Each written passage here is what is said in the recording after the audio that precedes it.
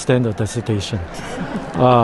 It was I sent something. him the file a long time ago, and I don't think he made it past It was the second page. very abstract about spiritual in Singapore and how does it relate to cultural and other developments in the social spectrum of the Singapore society.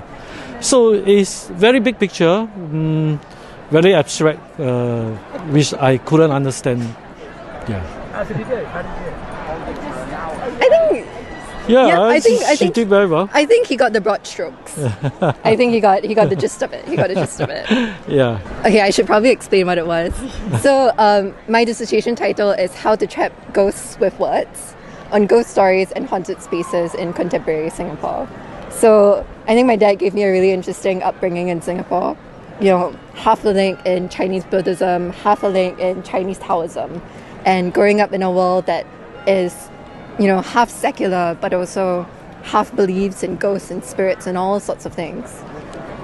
So my dissertation is about, in hyper-modern Singapore that's so famous for, like, you know, techno-utopian buildings like Gardens by the Bay or like this huge like waterfall vortex. Why do people still believe in ghosts? And why do we tell so many ghost stories, right? One of the best-selling book series in Singapore is called True Singapore Ghost Stories, and it's like 18 installments long, I think, right now. And it's the most like borrowed book from the public library. So what I did was I hung out with paranormal investigators, and I hung out with people who ran podcasts about ghost stories, and I interviewed a bunch of people who had encounters with ghosts. And I tried to understand what ghost stories are. And what I found is that ghost stories that became intimately intertwined with the story of Singapore and the history of the nation, about how this thing that was tradition was something that was put aside during modernity, like during the push for modernity. And now in like the postmodern age, you have lots of Singaporeans who feel a cultural dislocation that reach towards ghost stories as a way to tell something that was lost during the march to modernity. Yeah. But just to add, it's certainly not as high-tech as Ghostbuster. Okay, thank you.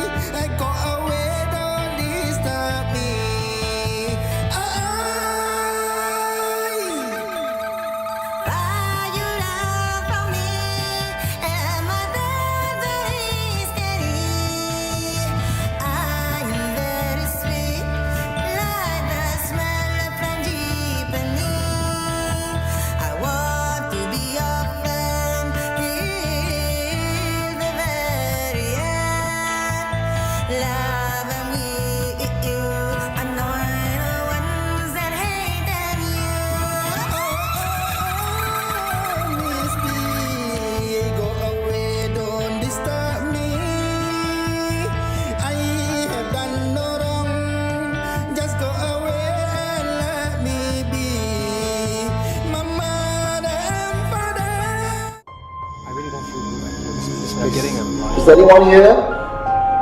What did you find? You are listening to Supernatural Confessions.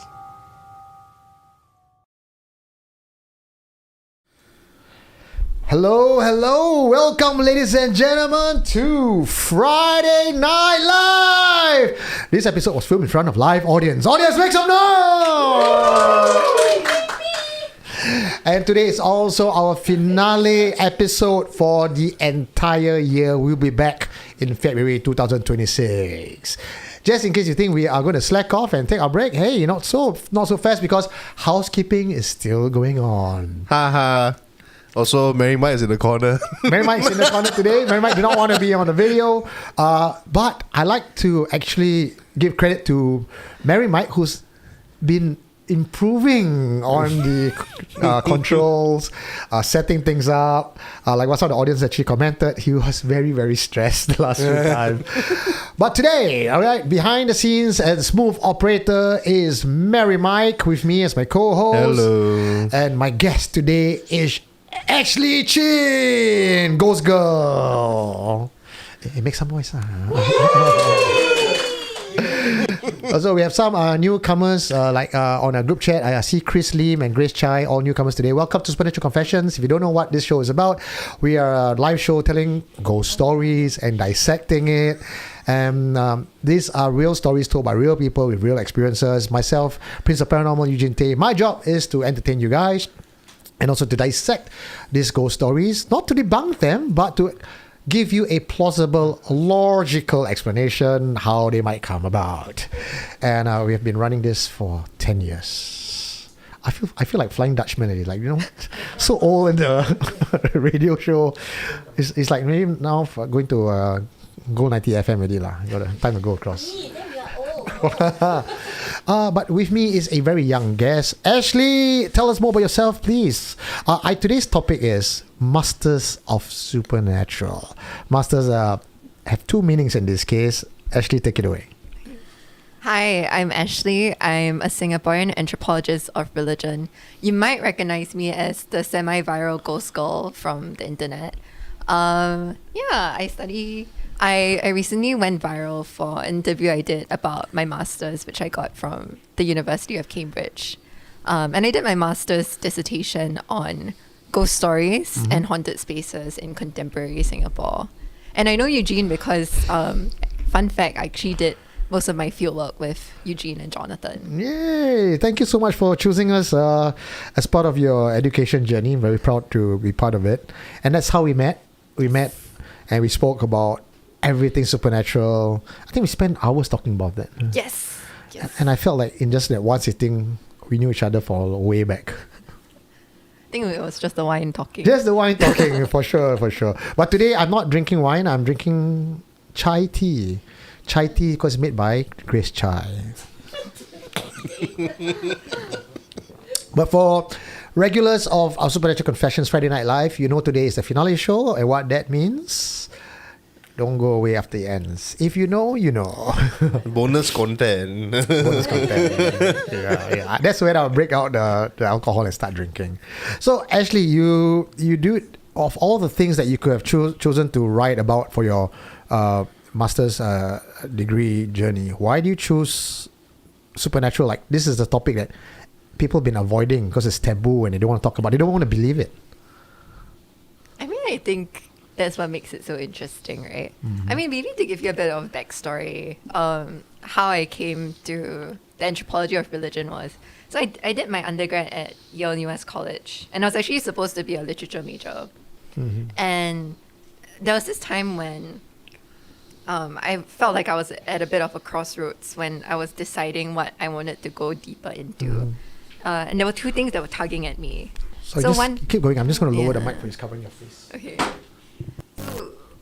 One thing was, as with a lot of like uni students, the anthropology of work was very interesting to me because a lot of people were starting internships, a lot of people were starting corporate jobs and starting this thing that they were going to be at for decades of their life. So I was interested in that, but as I was going more and more into the literature, and I was there was this one class that kind of changed me. I was on exchange at Yale in America, and there was this class called Emotional Technologies.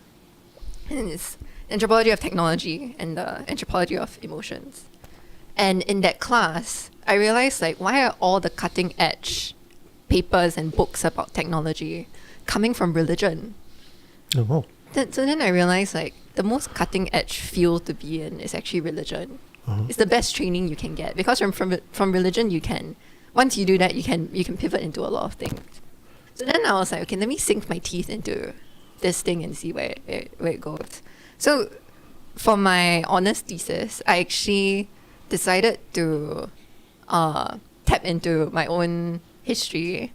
I grew up in Christian schools, so I decided to investigate speaking in tongues and Pentecostal and charismatic Christianity in Singapore.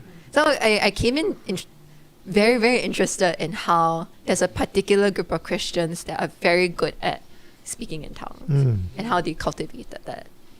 So then coming into my master's, I remember I was very interested in spirits, the invisible. I didn't really want to like define it to a particular practice or a religion, because the reality is people experience things regardless of what you identify as, right? Or what you believe in. So I was doing NS ghost stories. I was looking into people that had encounters outside of their religious groups.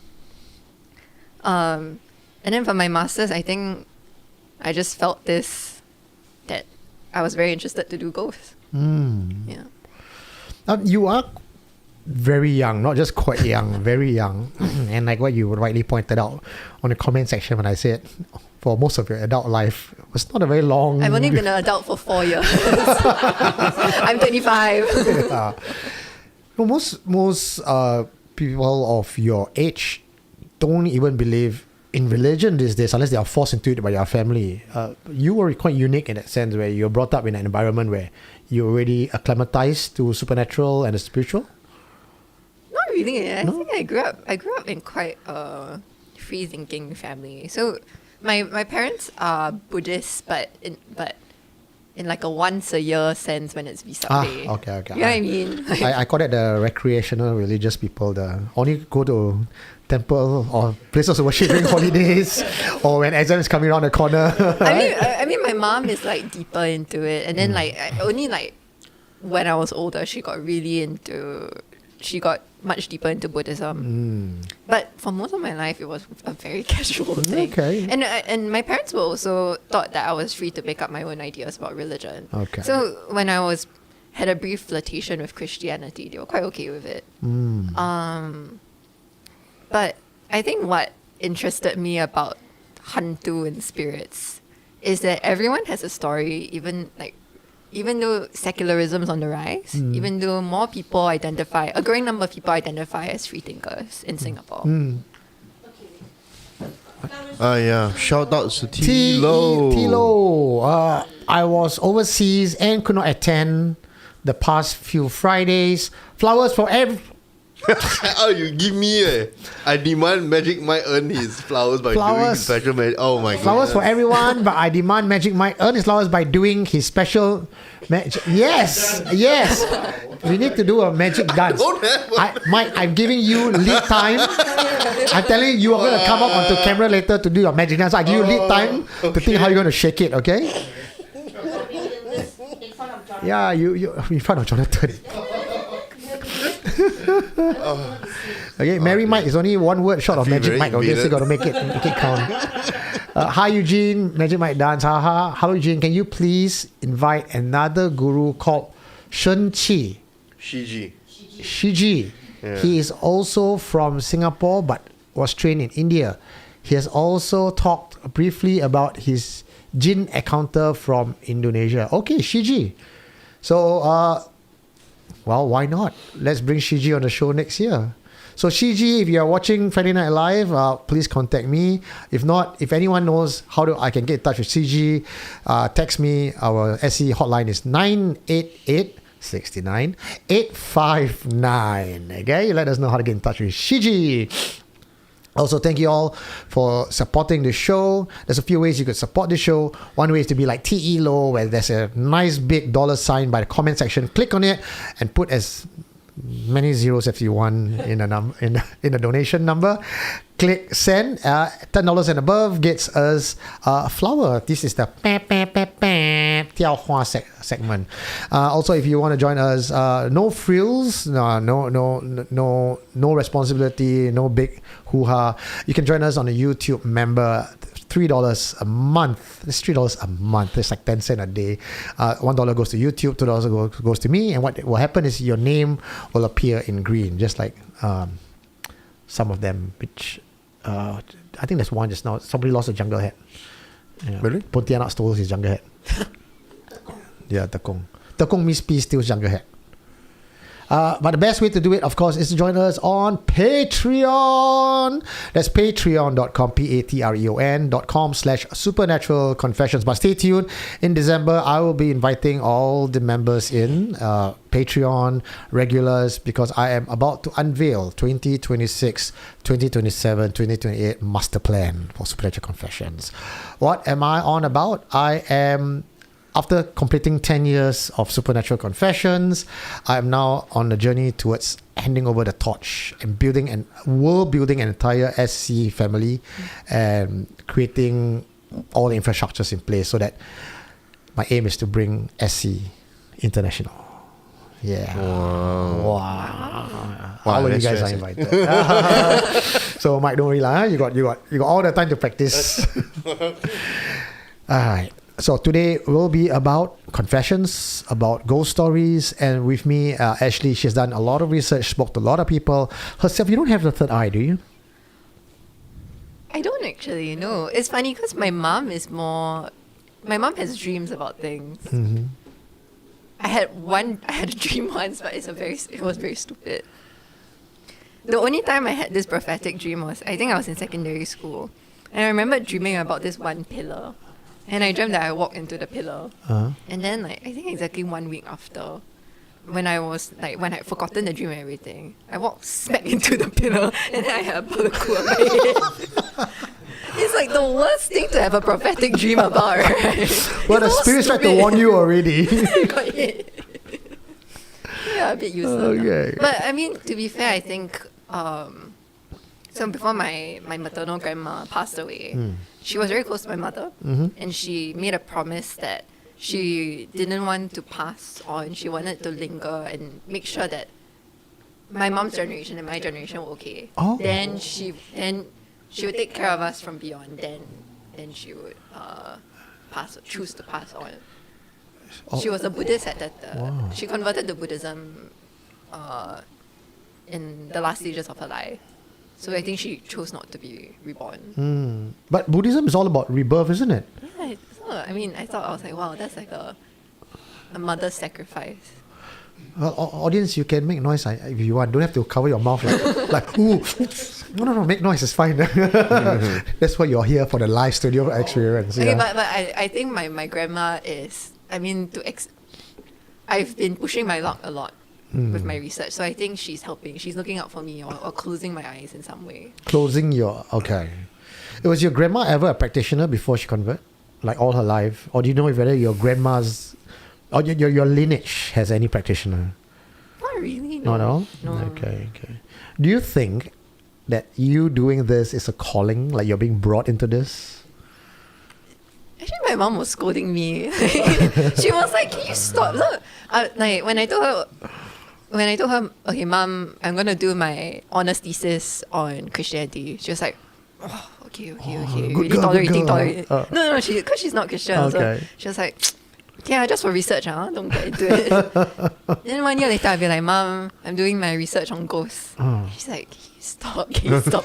Yeah, every time I come back from field work, right, she has like the basin of water out with moringa leaves inside. To go and wash cleanse my yourself. hand and everything. Then, I think when we were coming back from your ghost tour, she did that thing.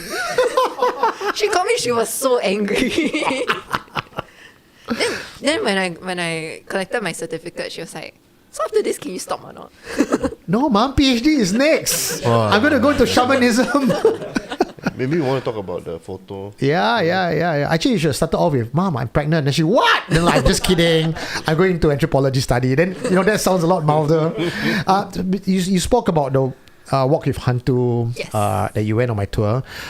Coincidentally, Walk with Hantu tour is now available on supernaturalconfessions.com/tours, and you can go and check out all the dates for Walk with Hantu tour. And I do encourage you guys to sign up soon, because Changi is not like the time you have gone for, which is almost 1 year ago, last December. It's changed so much. It's more infested now. No. It's Cleaner. cleaned up. Lights are brighter. Raintree Hotel, it's gone. They're fenced out. Yes. You see? Where am I going to collect my data? I'll bring to other places lah. Don't worry. Still have. Singapore still have, but not cannot confirm nor deny that it's legal to go in. But let's bring up the award-winning photo that you happened to take of Jonathan Lim on that very, very last tour that Jonathan ever ran at all. This is a photo you took of him. It's a upbeat photo. Yes. Beautiful. And you nighttime photography is very difficult. It's very, very difficult. This was like, I took like 100 photos. This is like 1 or 3 photos that came out really nice. What do you want to walk through us? Because you submitted this for a photo competition. Yes. What was through it? So my department ran a postgraduate photography competition where they're basically trying to encourage anthropologists to work in other mediums as well. So I was like, okay, I took a bunch of nice photos. Let me just try my luck and put it in. So this photo along with 2 other photos I took actually won first place. Wow, well done. Jonathan sort of gave you a boost. Thank you, Jonathan.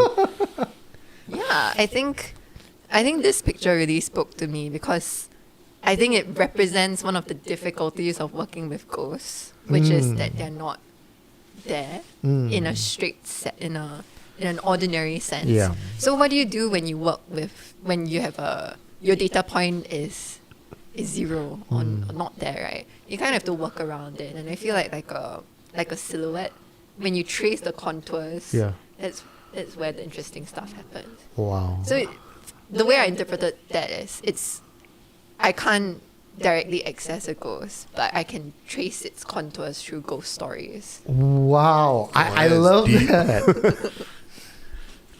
I'm gonna steal that line. We're gonna trace the contours of the ghost stories to identify the entity within. No, I mean, I can tell you that basically before we were going out for fieldwork, we had a fieldwork seminar class, and then we were all sat there, and everyone was going down the line talking about their fieldwork problems, being like, oh, I don't know if this person will say yes to me. How do I say yes? Then when it came to my turn, I was like, how am I gonna guarantee that I get haunted? Like, where can I, like... Can be arranged, Ashely, can be arranged. Just ask. No, but like, genuinely, I was like, so do I need to go sit at Bukit Brown overnight? Like, how can I engineer? That would probably be the worst, the scientific brain is like, I need to...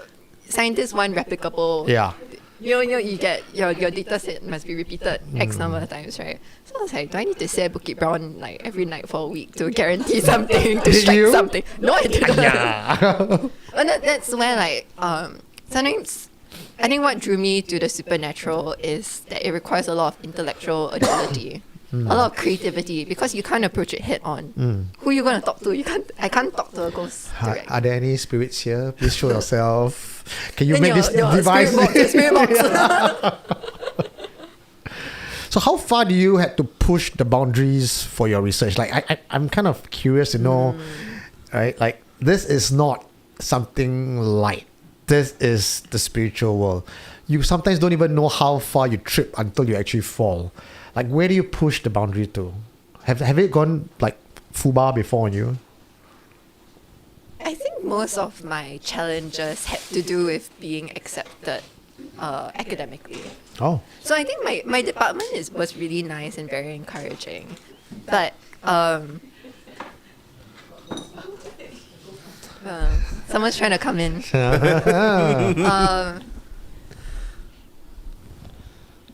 think the first lecture I attended at Cambridge, I remember a professor was giving this very roundabout presentation, and he kept apologizing, like, I'm so sorry, it doesn't make sense. Like, he was basically trying to map out all the different gods in Taoism and their relationships, which is inherently a very messy thing to do. Try Hindu and he gods. kept and then he kept apologizing, being like, "I'm so sorry, it's messy." Yeah. And then this other professor in the audience raised his hand and he said, I found your presentation schizophrenic.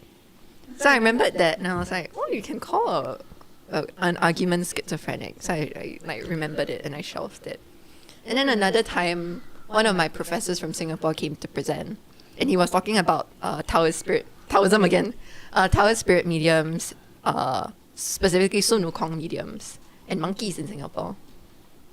And this Malaysian lawyer in the audience raises his hand and he's like, so are you sure all these people you're interviewing are not schizophrenic?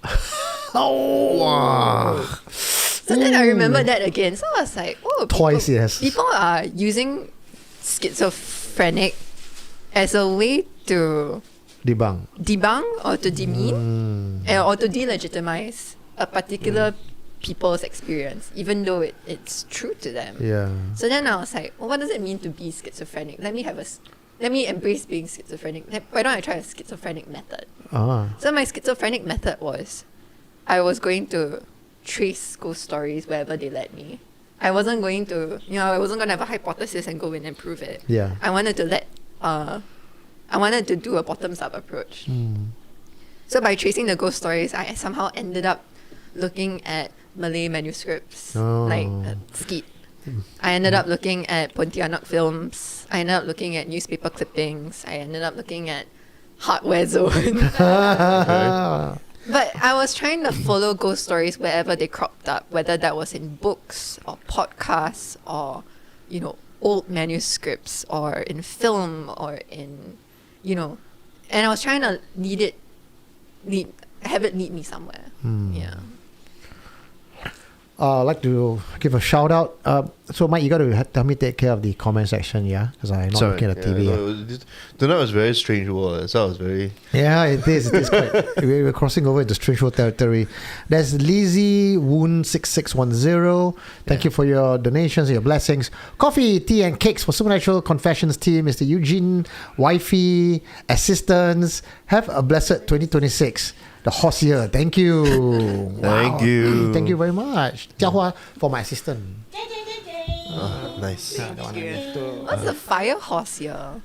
So next year I think is the year of the horse, and it's not just the horse, but there are different elements. The element is fire horse, right? Yeah, correct. Someone says, hello, what degree is the research thesis for? Masters. Yes, it's a master's in... The degree is called Social Anthropological Research. It's just anthropology. Yeah. Yeah. The clue is in the title of today's live stream, Masters in Supernatural. Speaking of the Taoist side, right? Because I too, without having to earn a degree, I went into research for Taoism and everything. And I spoke to Taoist masters, people who are Taoist practitioners. And this is coming from Taoist masters who are within the Federation. They are also very hesitant about defining what Taoism is. And we're talking about people in the Taoist Federation with lineage, with official title, because they also understand that Taoism is both a religion and a culture. And depending on which part of China you're talking about, Taoism has sort of evolved. So they come down to Singapore, they have the various different It is also quite decentralized, right? Very decentralized. The way it's practiced here and then there. Malaysia is different, Singapore is different.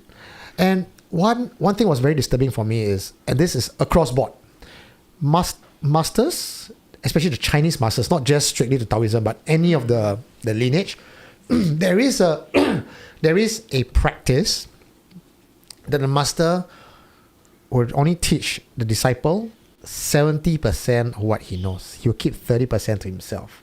So with that in mind, is it any wonder that over the many centuries, the disciple is left to figure out what a 30% is? So you continue going to get an evolution of Taoism. So it comes to a point where all permutations of Taoism is actually also acceptable and correct. They may not agree, they have very different practices, but they are all equally correct in their own verticals. Because a Taoist practitioner say the underworld, mediumship from the home shrine, that's not a modality of the Taoist Federation practice. Although that's Taoism in a way. But that's why someone that looks at Taoism so decentralized and so heterogeneous would be like, this is schizophrenic. Yeah, this doesn't make sense. Like, this is all so many different elements in one big soup. Like, there's no heads and tails of it, right? I find that it's because they see it from a scientific perspective. So, like, for example, if we say that they use schizophrenia as the coping mechanism explanation for what they cannot understand. Yeah. But when you look at things like Taoism, even Christianity, a lot of it depends on personal revelation as well, which is why you cannot have a master teach 100%. Because by teaching 100%, you are saying that I am the master that defined Or like, this whole thing. Yeah, so that 30% is really for the practitioner themselves to find their own revelation. Because when we say Taoism, we call it the way. So that's the root of it, right? yeah, the root of it T is is the actually way. a D. Yeah, correct. The Tao. Even Christianity The way, also. the way. Yeah, Christianity also, Jesus says, I am the way. Yeah. Is it the same? In my research, I have my own hypotheses lah. I won't bring it here. But as far as Taoism goes, right, the way has a lot to do with revelation in their own way. Well, very cerebral topic today. I think we need a ghost story. Let's go to a ghost story and we'll be back with what I think about the ways and the multiple ways leading all to just one way. But Ashely, why don't you regale us with your first confession for tonight? She has people prepared. People got prepared, print out Masters.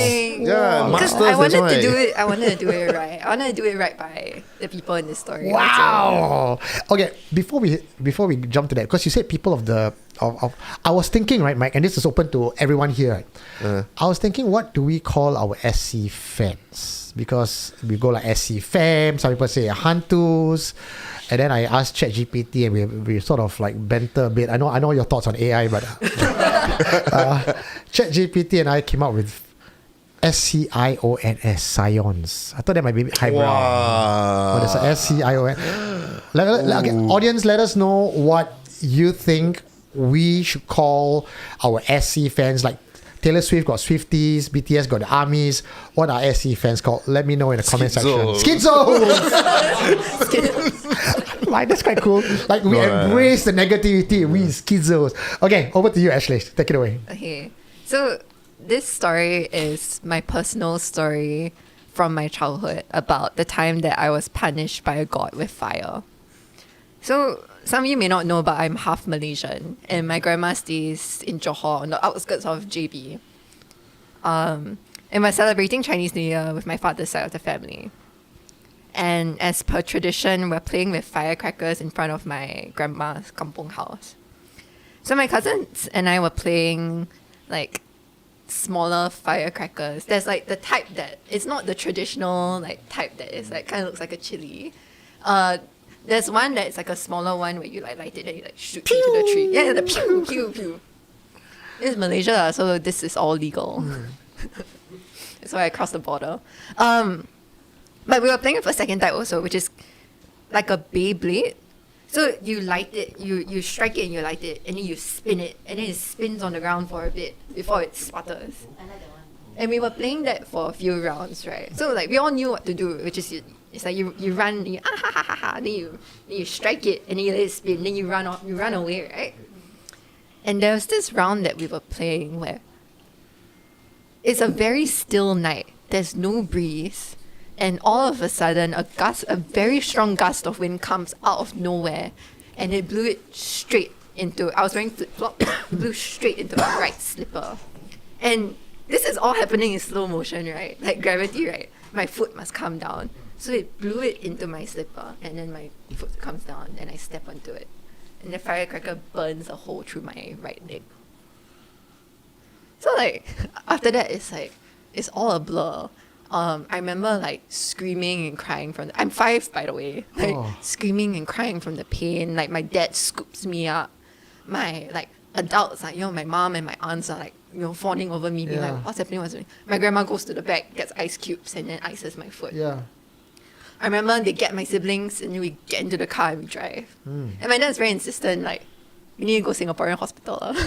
From Malaysia? Yeah. Okay. We must go Singaporean hospital. Then the journey back's like 45 minutes, right? I'm screaming and screaming in the entire car right back. And I remember, I'm 5, but I remember screaming until my voice breaks. So imagine screaming, but then like nothing's coming out. And then like my vision gets blurry because I'm crying. Yeah. And then I remember at some point I passed out in the car, right? And then when I come to, I remember I saw the hospital lights. So I'm on a stretcher and I'm being wheeled somewhere. And then I got pushed into one place. I remember like nurses in front of me and then my parents. So I'm in the operating theater. And then I black out after that. And then after that, it's kind of a blur. I remember basically I got surgery.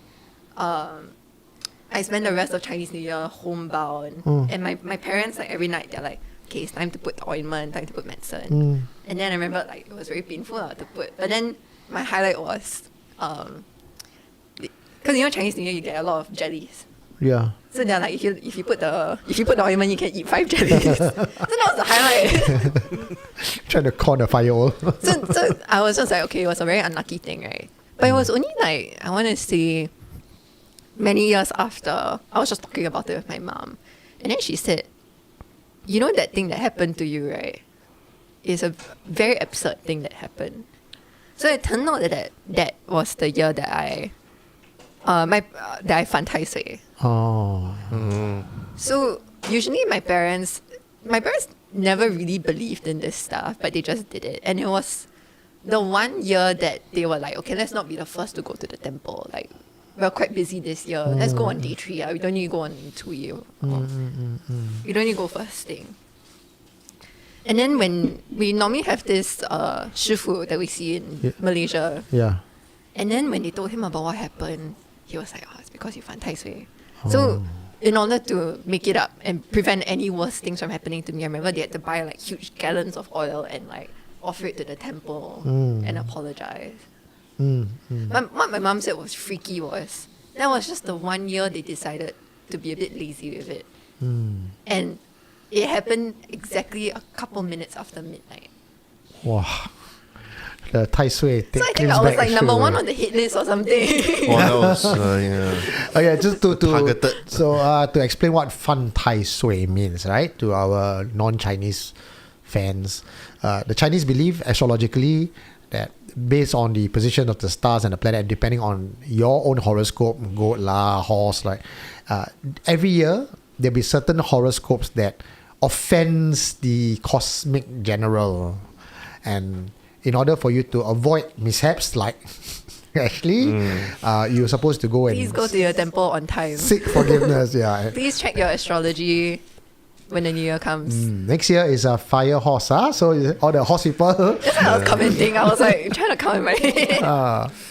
Okay, got some Yeah. shout outs to Alsatian Aiden Chua. Oh my god, I am late. Copy for you all. Last FNL for 2025 plus AMA 4 hours. AMA asked me anything.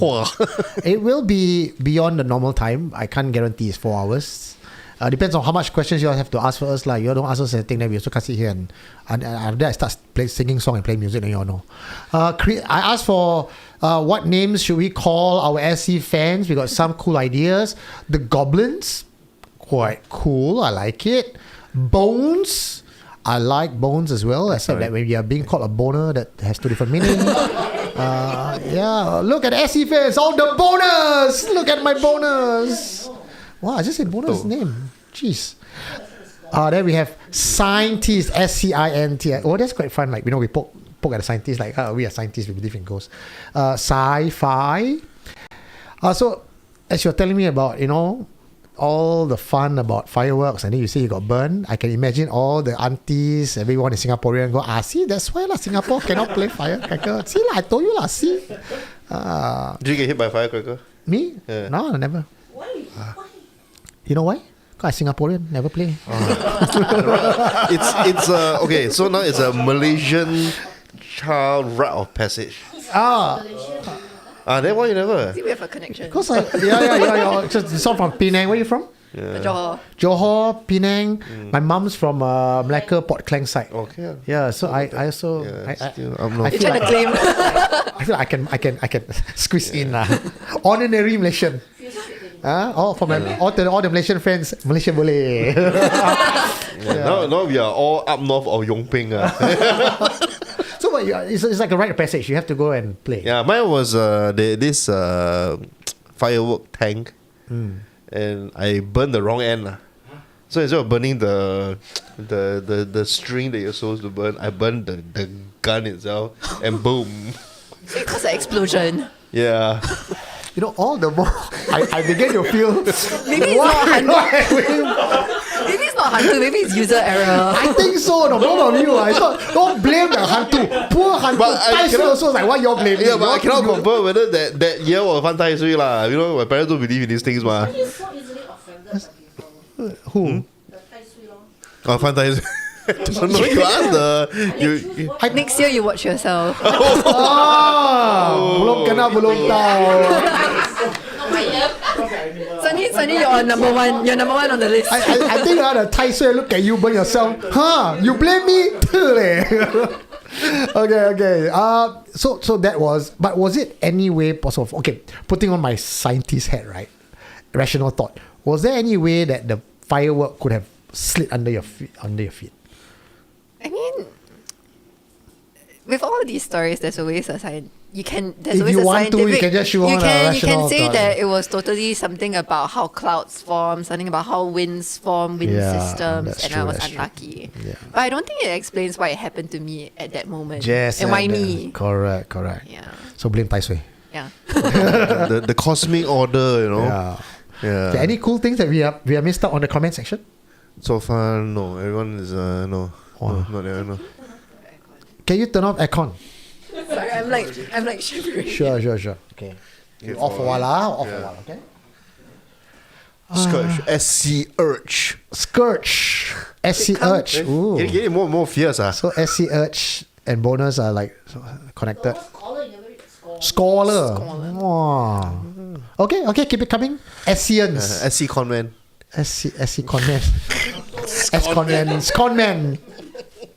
Supernaturalist. Wow, that's not too bad too. Okay. So just now we were talking about schizophrenia, right? Like people who cannot explain the supernatural will just, hey, you schizophrenia, you bipolar. Which I feel like is a disservice to Actual people with who actually have medical schizophrenia. Yeah. It's like how people these days just throw around, I'm depressed. Like then the people at actual clinical depression is like, well, I'm depressed. Now how to prove? Now I have to prove extra hard. Like, I'm really depressed. It's similar to ADHD. ADHD used to be a specific term. Now they've got Now every spectrums. child is ADHD spectrum. Yeah. There's A to Z. Yeah. Speaking of that, right? I've always wondered about this. You know, Olympic wrestling Yeah. is called amateur wrestling, and then the fake wrestling is called professional wrestling. I mean, I have nothing against them because I'm a wrestler myself. I used to do the fake wrestling, which is professional wrestler, and it always bugs me that I have to tell people I'm a professional wrestler, but I do not feel professional at all. So it's almost like when you just when people are throwing the word schizophrenia at almost everything. Yeah. It just kind of devalues that word. So I'm thinking, instead of seeing everything as different, having gone through a certain level of heightened awareness when I'm doing all my research, right? I think it's safe to say that there's not many people, not in your peer, because I'm not in the university level, right? Amongst my mainstream, commoner level, not many people have done the kind of in-depth research the way we would have done. And the more I research, the more I understand. I don't see a separation of all the religion and spirituality. I actually see a unified collectiveness of oneness. And if you look, this is going past the academia, right? If you look at energy patterns, even with different gods and spiritual side, they're all the same signature. or very similar in nature.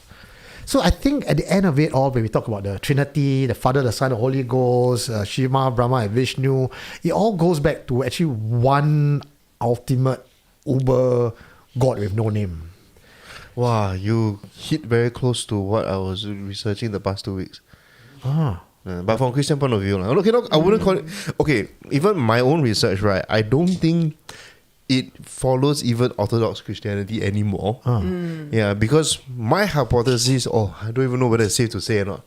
But generally is that, so when we talk about death, right?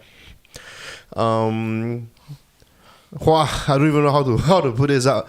Okay, so my belief now, as of now, is that all religion is a light refraction of the Creator Himself. Oh, you know the Pink Floyd logo, the white light come in, and then then correct. And I have I have scriptural proof of that.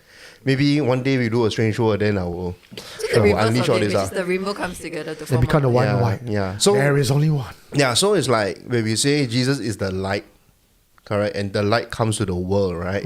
So all the different religions and the beliefs of people whereby they use religion as a way of as a moral code to be good people in a sense. All of these are refractions of that light.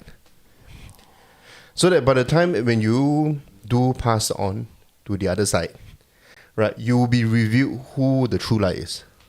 Oh, that is what also we have to wait I to find pulled out out from the Bible. But we are waiting to find out. It's not that we are waiting to find out. Like, We are no. So like for example, if you are a good person and you constantly search for good, like genuine good, like you can mess up, you can make a few mistakes, you can make mistakes, and people all will.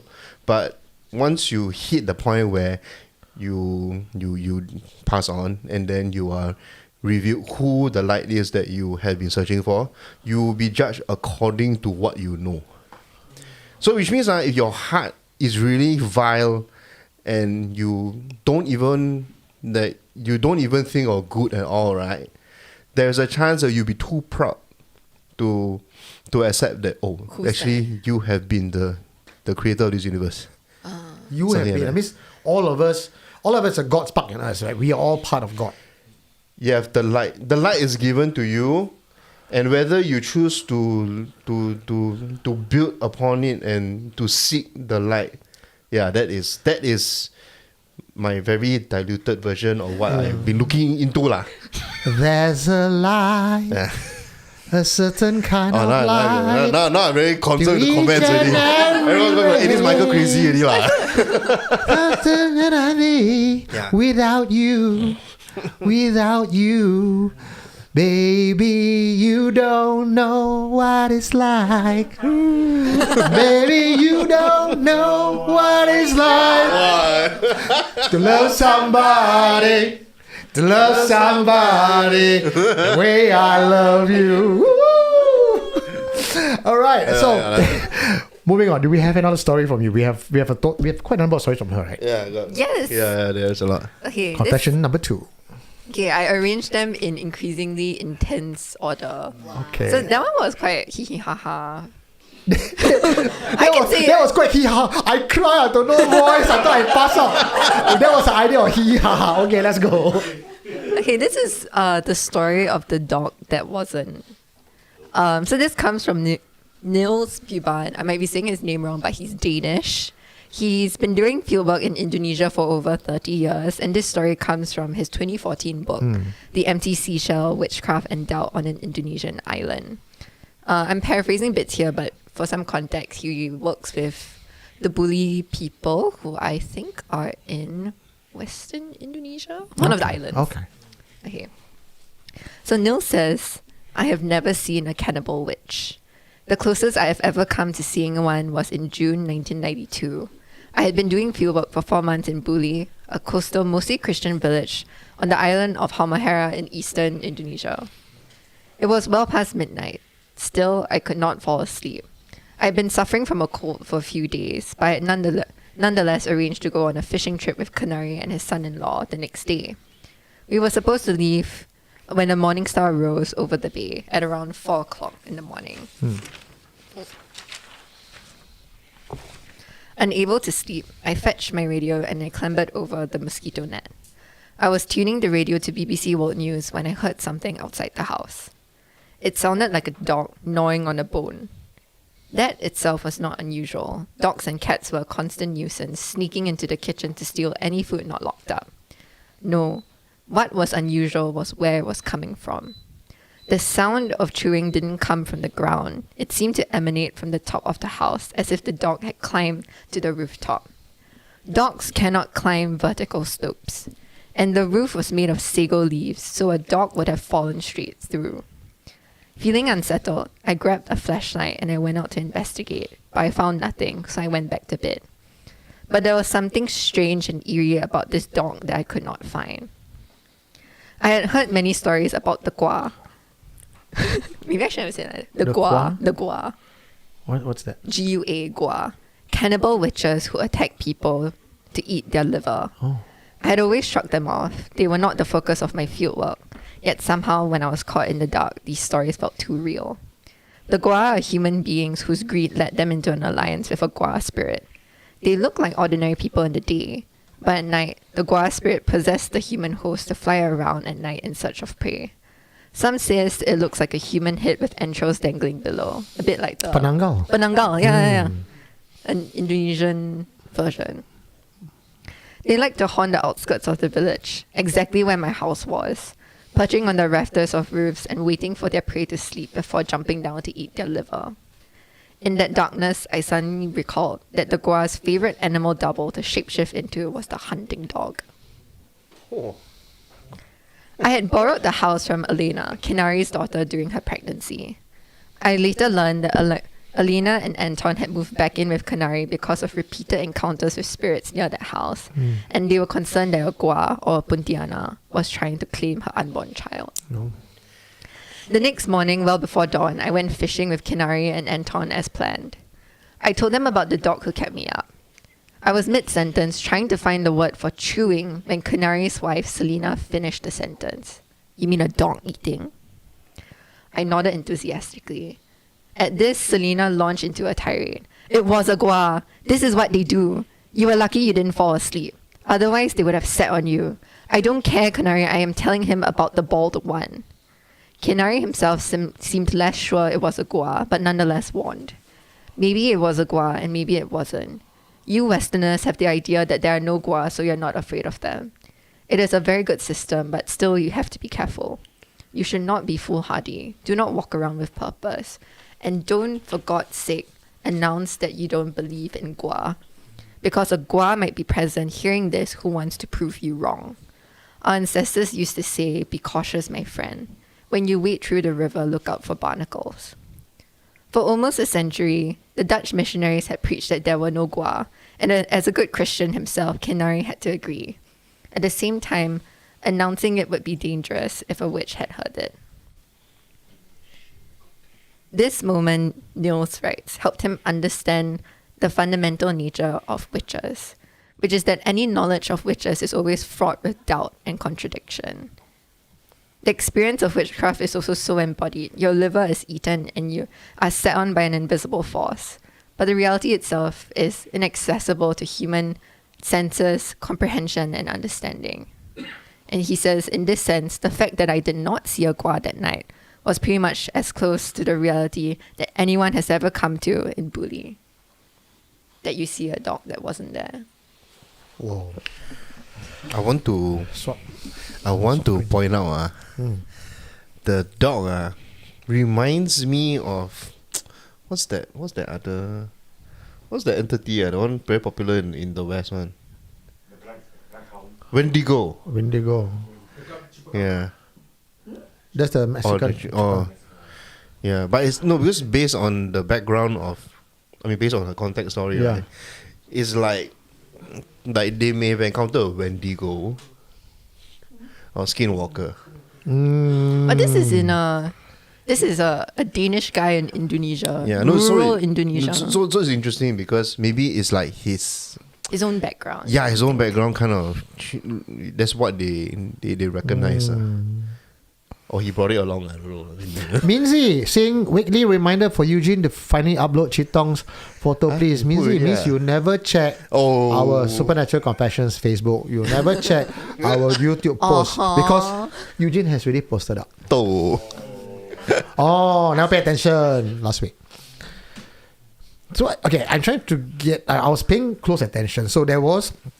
Sorry, the ending of the story is that Nils is so freaked out that he goes to stay with Canary and Selena in that's their packed not house. over yet. Not over yet. No, that's the ending. The ending okay. is that he's freaked out, so he moves out of the house and stays with them for a couple of weeks. So the Danish guy was staying in the house. That He was staying in the house that the pregnant daughter and her husband fled because there were too many encounters with the happening. Gua sightings. Because when she was pregnant.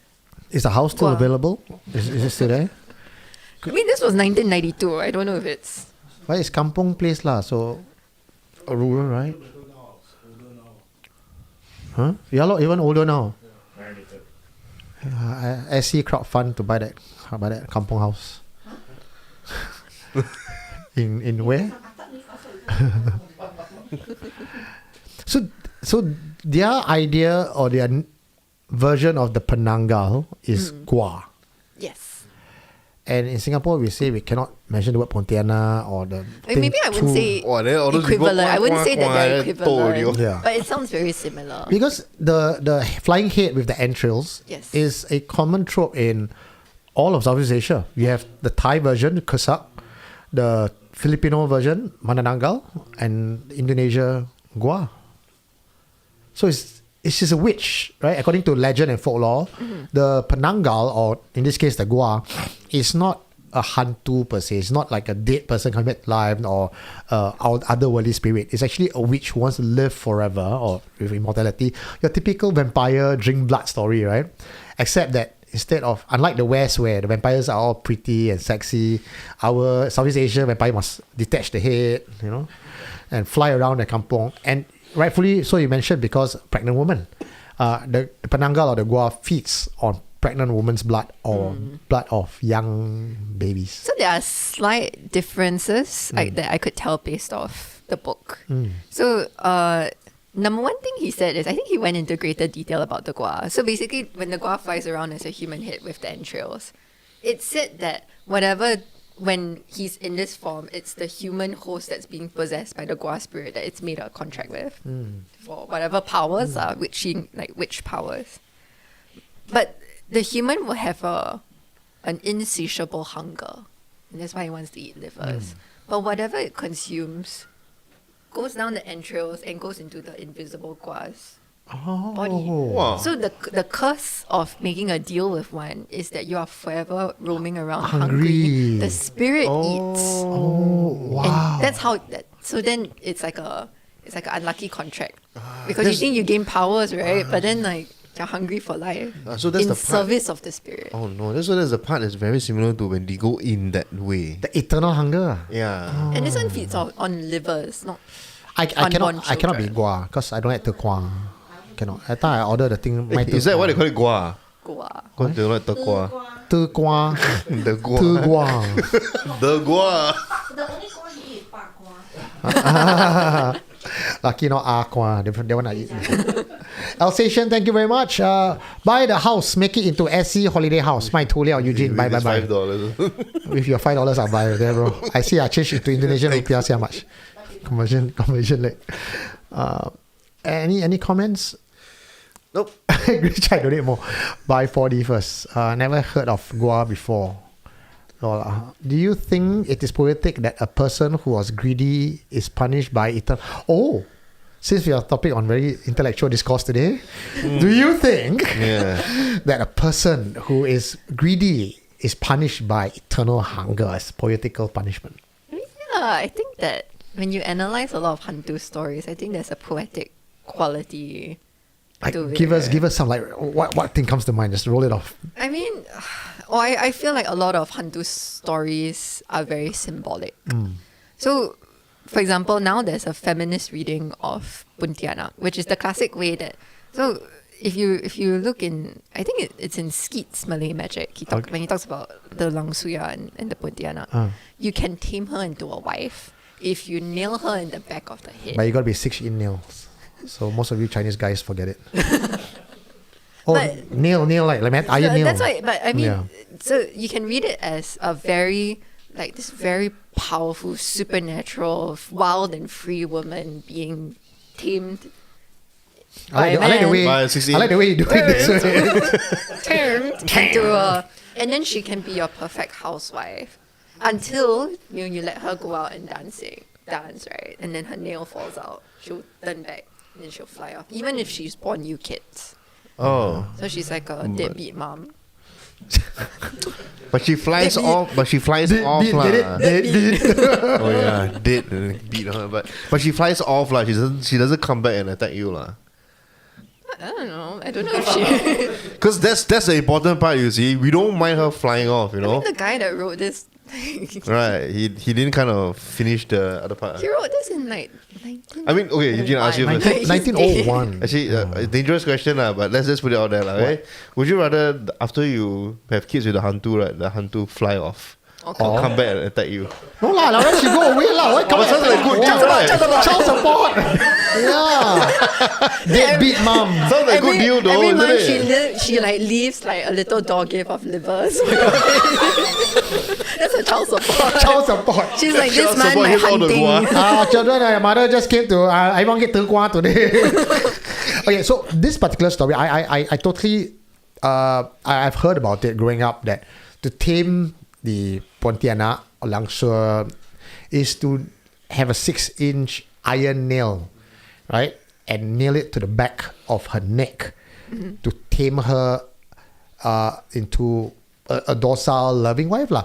And John, Do you have the photo? Oh yeah, yes, Yeah. yes, yes. Never- Let me for bring it up. skid, right? And Yeah. John's house actually had that 6-inch nail. Or like kind of like break the glass in case.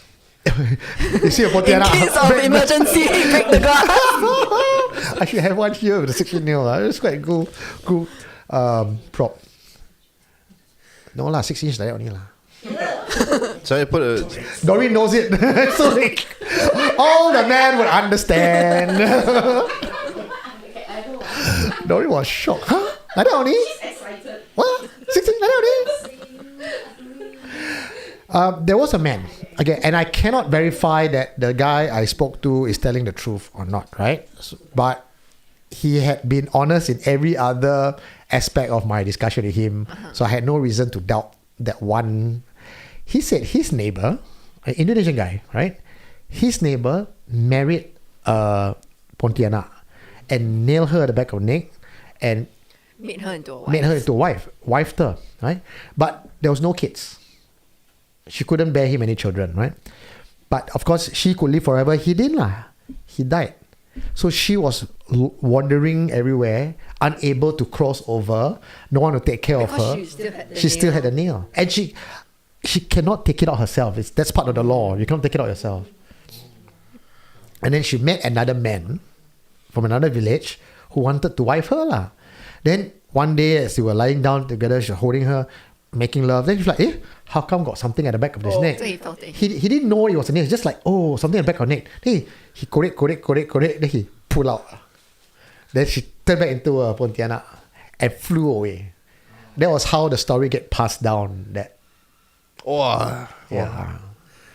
So maybe there's some truth to it. I don't know back in the 1900s whether that was a feminist movement or over time modern feminism just takes everything. I feel like so there's a lot of Malay spirits that Yeah. have to do with childbirth, Ah. and most of these spirits are women. Ah. So I do think there's a gendered aspect.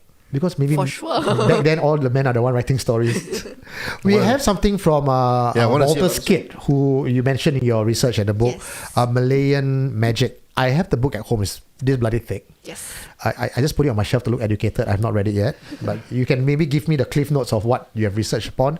Let's take a look at the... Want to see Lang Sui? Yeah, Lang Sui. Okay. Wait, trigger warning, Ready? trigger warning. Ready? And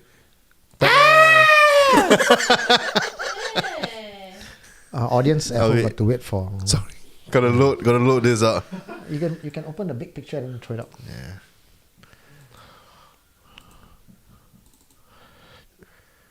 just sharing my understanding. There's no punishment for those who are greedy. It's the insatiable dissatisfaction crawling towards So everything. this is Long Suya in... Actually, I took this photo myself. It's in the Cambridge Museum of Archaeology and Anthropology. And I was helping them look into this doll. So if you want to read what I wrote, you can look up the museum website. It's on the Digital Lab. Oh, okay. You want to give us a URL, whether we can put it in the comment section? Okay, Or you can just type in, or send it to Mike. Mike will load it up. search up MAA Digital Lab, and then if you like poke around a little bit, I think my article came out in September. This Langxue that you're But showing the us on the back screen. So you might see her nails are elongated. She has really long hair. I can't show you there's no photo. I didn't take a photo of the back. Okay. But in the back, right? Yeah. Like, her hair is like basically like, what do you call it? It's like thread. It's just woven. Okay. And then you pull it apart, right? Yeah. There's a hole. A hole in the back of the neck. That is a specific kind of Pontianak. There's a Kuntilanak, Pontianak, and the Langxue. Langxue is the one with the hole at the back Yeah, of the so neck. she's the Lang Xue. The law of Langxue is that she is a woman of loose morals, and I guess that's we can She's say. being slut shamed. Yeah, she's slut shamed. So Slut shamed. if you're a slut and then you die, you don't die and go to heaven. You basically live on earth as a Langxue, and you have basically a orifice at the back of your head lah. I mean, but Skeet describes her as a woman of exceptional beauty. Most So the point is prostitutes that are she's lah. I mean, so the point is that she's a really alluring monster. She has these long nails and long black hair. Yeah, they put in the comment section. You might scroll around for mine. I saw it. Okay, here, Yeah. this one along. Yes, yes, Okay, help it out. Yeah. So these are just sort of the ancient version of action figurines, or are they really? Do they have some occultic meaning behind spirits in it? I think this one in particular, again, as you know, like a lot of these things are very difficult to be 100% certain. Because Skeet himself didn't keep really good records about where he kept stuff. I think he made a reference to having his favorite haunts, like his go-to spots to buy stuff. But in the Skeet collection, there's an overwhelming number of models. So he has a lot of model ships, model houses, model scenes. He even has a scene of like a Bomo's house, like a Bomo's clinic. Like a Basically, diorama. legit a diorama, but like basically like Haw Villa scaled down. Wow. It's a massive collection, and because he has so many models, I go into further detail in my article, but I speculate that I think he probably got a carpenter to make this so that he can remember. And if you look at all the extra care put into the identifying features of the Langxue, like the hole, the hair, and the nails, I think he commissioned it to learn more about It's it very and to well recognize done. it. I mean, someone's mentioned there's 6 fingers on the right hand. Can you count? Because I cannot see from here. 6 fingers? I think so. No? I think it's just the You know, angle. Wallace drew out all his insects and plant. Walter decides to do 3D. Like he wanted to one up Wallace. No, so another architecture student was he was looking at model. I think his name is Hazik. You can also find his article.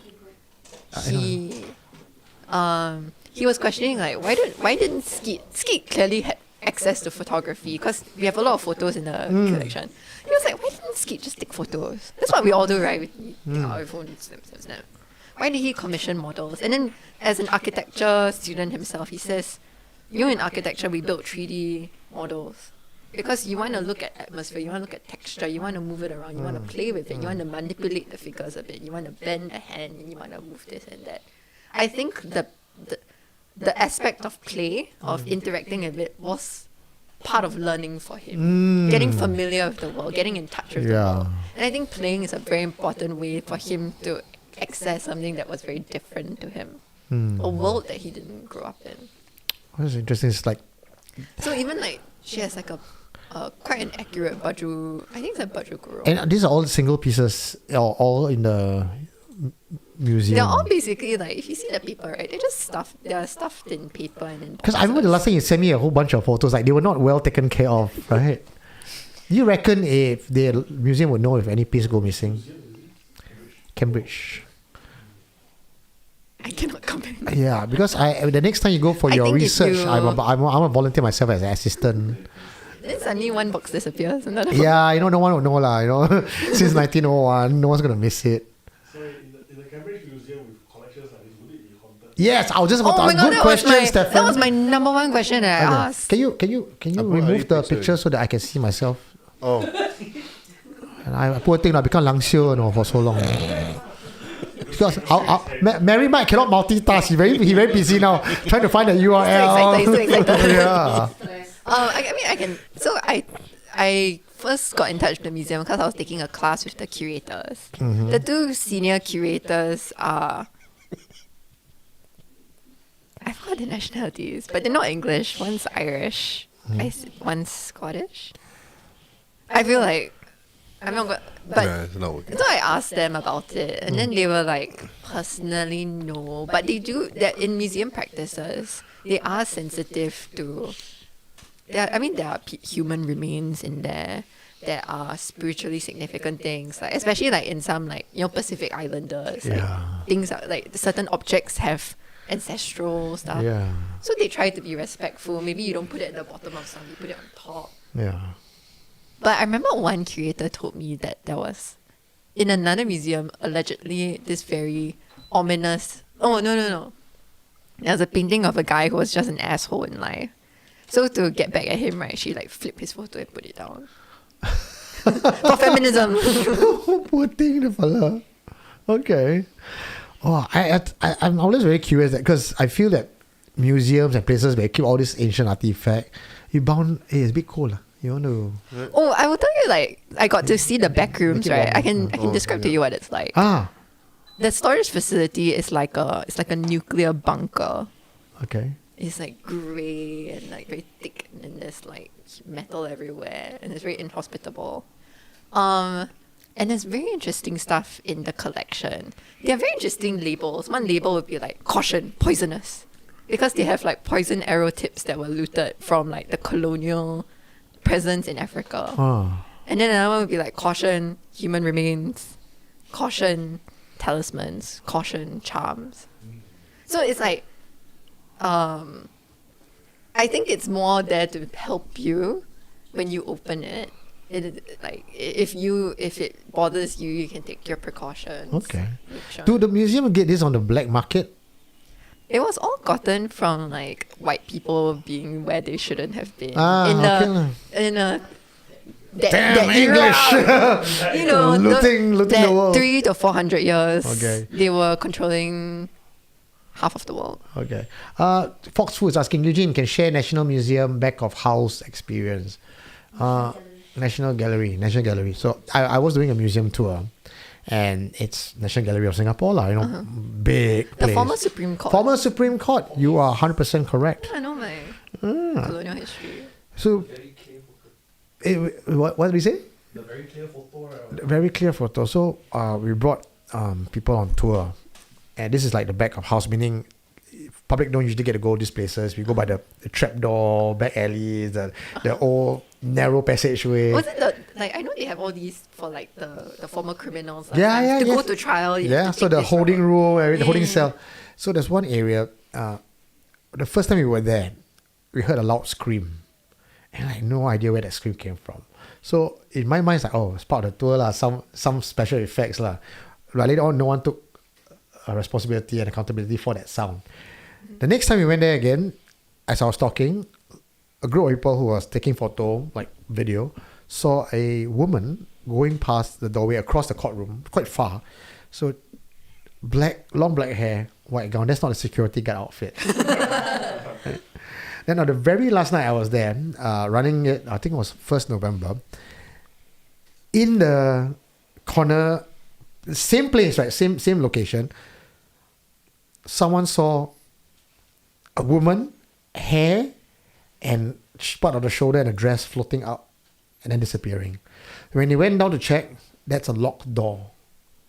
There's no one that go in and out. So I generally think museums have spirits walking around. And you add that on to talisman and keeping remains like that. It's asking You're for asking it. for lah. it. Is there echo? Are we still echoing up? Yeah, basically, you need. I think her voice is bleeding into your mic. But it's okay. We adjust this. All right. Okay, so there's also one more picture since we're talking about my tours. You came on my tour once and you took a shot. Yes. And there's a photograph. Stressful time for Mike. Mike, photograph time. Please show it to the audience and could you explain to me from the rest of your memory what the hell is this picture about? I think you really need to. I think I might need your assistance. But Okay. this is the decommissioned SIA Recce Club. Yep, the SIA Recreational Club at the Turnhouse Road. And this photo was, I think, because the doors are closed, and then like these like metal chains are like keeping it closed. This is Jonathan like shining a flashlight through the crack in the door, and then I like put my camera in that tiny slit, and I got this. It was very freaky. I can't tell whether it's my imagination or pareidolia, but on the left side seems to have some shadow creature. Like there is the light around the place, but a portion of it where there should not be a shadow seems to have like an I apparition. know the standing light there. is from those are mirror surfaces, so the flashlight is catching on that. Yeah. That I remember. But the shadow near the pillar, you say? Because generally this place where we are at, if you've been on my tour, I would usually stop here and tell a story. And I've been on many occasions. So the whole tour is about 3 hours long. And the SIA Recreational Club is actually the midpoint of the entire tour. And this is the point onwards where it starts to get a bit scary. Actually, like at this stop was when I started to get a bit freaked out. Because Eugene was, I remember we stopped at a clearing and then there's a perfect row of trees. And this is where you where you say very ominously, every room is full. Oh yeah, all the rooms, all the trees are full. All the rooms are full. Yeah. And I was like, ooh. Yeah. So when I stood here on a few occasions to tell a story, people would have heard voices coming from inside behind the door, replying me, and there's one time people saw faces behind the glass because I was standing in front of the glass and behind would be dark. So if a face comes up very close to the glass, you could actually make out features of a face. Someone actually saw a face behind me. I think the most iconic moment was. Yeah, like right pressed up against the glass. You can remove this already. Perhaps the most iconic moment was on a total. We had about 15 participants on one of the tour. 7 of them had a third eye. So as I was talking, 7 heads, 7 pairs of eyes, just turned at the same time to look up behind me around here. Then it was very distracting, right? So I lost my train of thought. I was like, okay, but not dumb enough to turn around. Huh? So I said, what do you see? Because throughout the walk already, we have really ascertained that these 7 strangers who did not know each other before had already validated each other and verified each other's sightings. So when they all turned to look up behind me and not say a word, then I just asked them, I said, what? Then they go, I think got one face there looking down at you. Then the other go, yeah. I go, is it still there? They go like, yeah, it's still there. So very slowly, being Chinese, I didn't want to turn my head, so I didn't want to knock any of the candles out. I turned full body and I look up. I couldn't see anything. But part of me is, although I couldn't see anything, but they could see it, I start to imagine that there is a face there looking at me and I cannot see.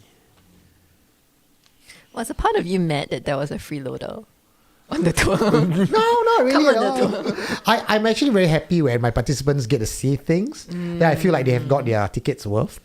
Yeah, There's a validation for it also. Yeah. I can think, you know how like right before we go into Old Changi Hospital, there's a designated area to burn offering. So I took a few photos from that and I showed it to one of my friends who basically like her family has been haunted by a jinn for a while. She cannot see, but from those years she has a gut feeling, because she just says like, I know what it's like to walk into a room and for something to be there. And then when I showed her the photo, instantly she was like, She felt it. gut drop. She said, this photo is very empty, by the way. It's just the paper of it's just the fire and the offerings being burned. She said, this photo looks very full. But she couldn't say what. It's a spirit's Because she cannot see. She cannot like this. She can't see, but she can feel. Yeah. Well, I hope they're happy with the offering. I hope so too. Yeah. You have one more story for us, right? Okay. This is I want to preface this that this is a bit of a darker story. Okay. It involves a child dying and being violated. Okay. And when the first time I read this story, I had to close the book and put it down. I walked away. Okay, Yeah, so reset. warning to all those of you who are going to be sensitive and be uncomfortable with the story. It involves Elements elements of rape Violence. and violence and death to a child. You have been warned. Okay. Okay, so this is from Bibon's book. In October 2007, I had just arrived back in Buli when a neighbor, Pineki, came by to say hi. She sat in the doorway for a while, looking pensively at the ground. Then, as if making her mind up to tell me something, she swung her head and said, "My granddaughter, Hilda, has died since you were last here."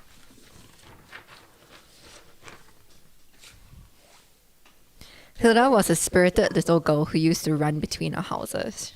She had often sat in on the impromptu English classes I conducted in the evening, forming strange words with her lips but too shy to say them out loud in front of the older children. She was 9 years and 9 months when she died in 2005. She came home from school one day at noon and said she felt hot. She couldn't pee. Said it hurt when she tried. I took her down to this is the grandma relaying this. The grandma took her down to the doctor in the health clinic in town.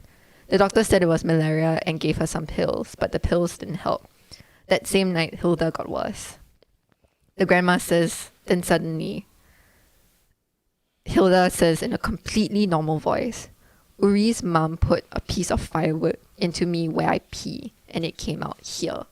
Hilda pointed to her mouth. Pineki called the police and the babinsa, which is the army officer. And they asked her, "Where are you ill, little miss?" And Hilda said she told them the same thing again. Nobody had coached her to say this. The child herself said this. The police wanted to get Uri's mother and force her to cure Hilda, but she had already disappeared into her garden hut down the coast already, as soon as she heard Hilda was ill. The village almost exploded when Hilda died the next day. Yeah, that's the end of the story. That the mother did it to her, is it? Not her own mother, another child's mother in the village. Another woman in the village did it to her. What in what was this? Was this like a shamanistic practice? This is the same village where the Gua. So they think that the woman that did it was a Gua. Oh. And basically, symbolically, what happens is that when the Gua attacks you, it eats your liver. It steals your shadow. But there's a certain cruelty in this particular attack to also molest the girl. And basically, I remember, let me find the word for it. But Biban explains the symbolism of this. Alright, let me get my notes out. Nyawa is both the word for genitals, but also the word for breathing and being alive. In the final act of senseless anger, the Gua had forced a piece of wood into her genitals, thereby forcing, and also the fact that the firewood came out of Hilda's mouth stopped her from breathing, and that was how Hilda died. So it's a very cruel. Isn't it like the impaler? Like you just impale all the way through? Yeah.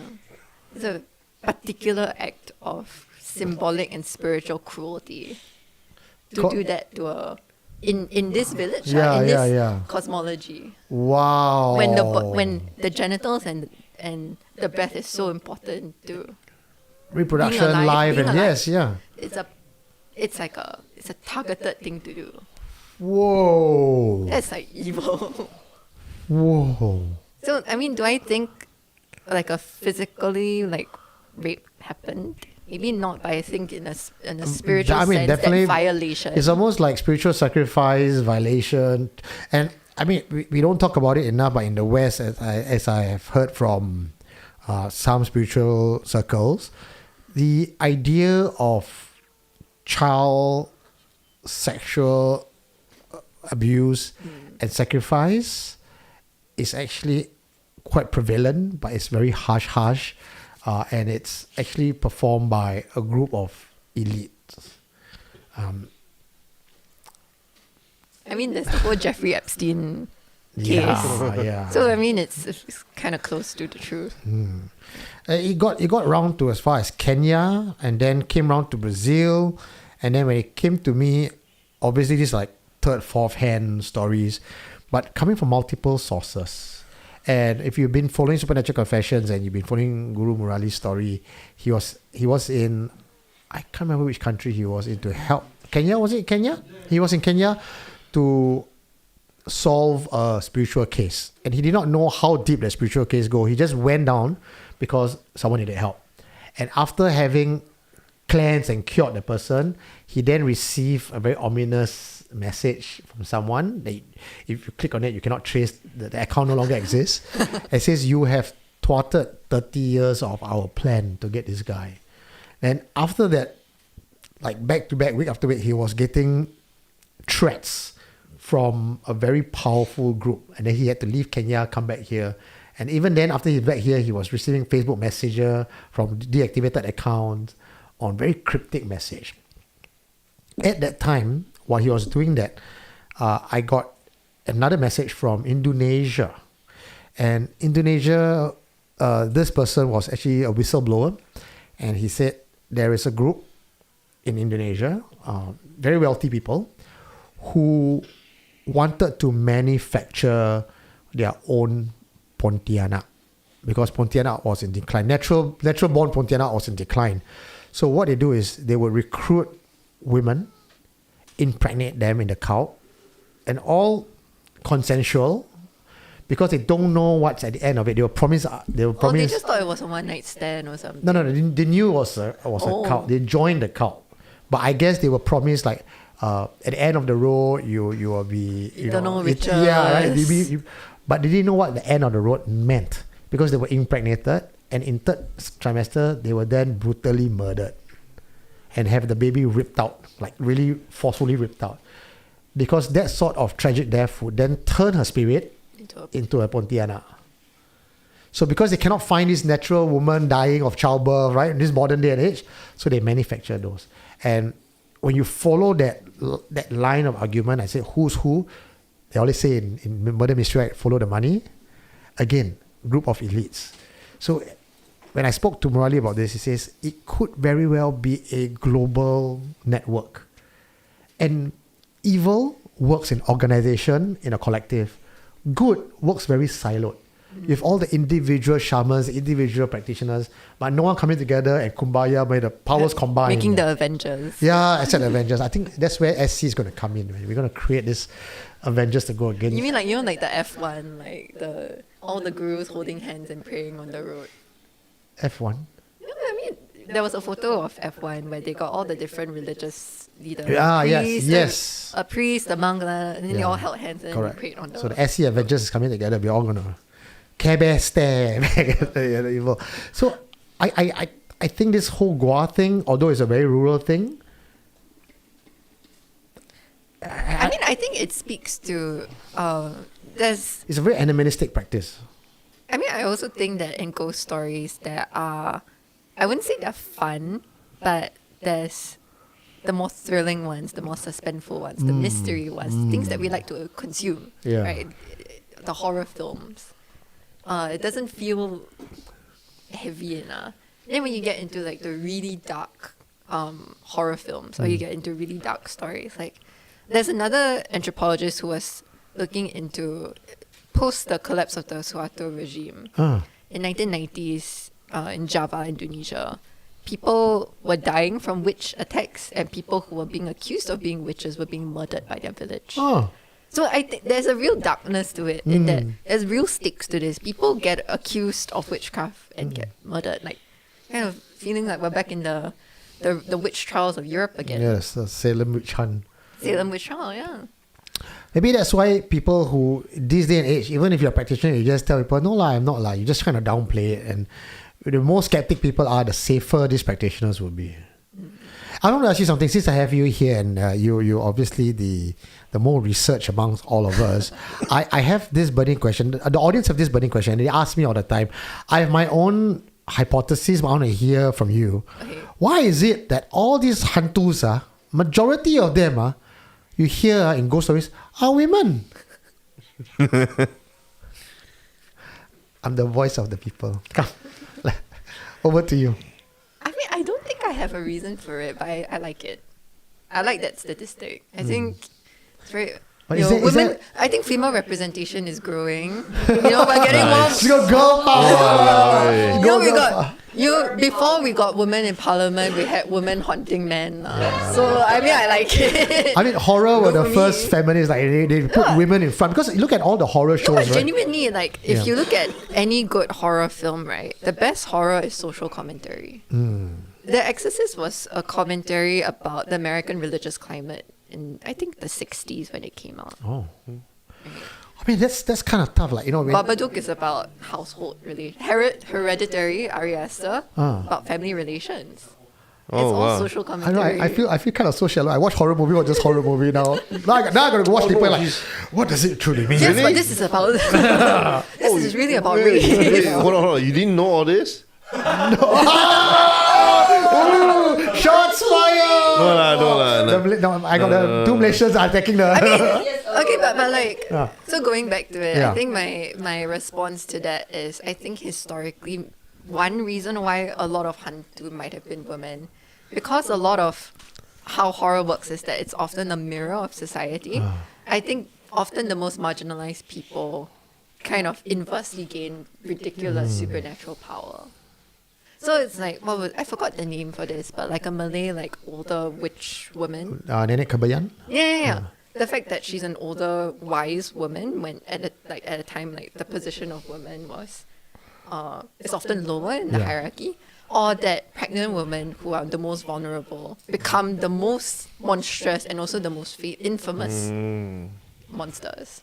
I got an easier think it's an hypothesis than inversion. that. Less slick, but it's like you will not get a 20-page thesis out of it.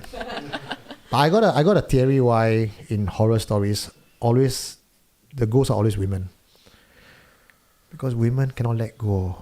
Ayo. They're very petty. They come back. No lah. See?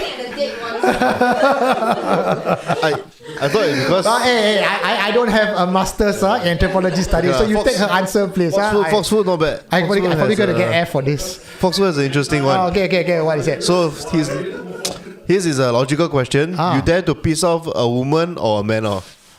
I dare to piss off a woman or You dare a... to piss off a woman off or man off? Yeah, that's true. Yeah. Women cannot piss off one. They remember. That's why there's... I'm quite surprised there's not so many women archaeologists, because they love to dig out the past. Wow. Oh no. I kid. Wow. Okay, but we have very good discussion tonight. Is there any questions from the floor, since we have in front of live audience? Are you okay to take live questions? Sure. Live questions, anyone? Gabe, latecomer? You got a glass around you when you came in. Were you drinking?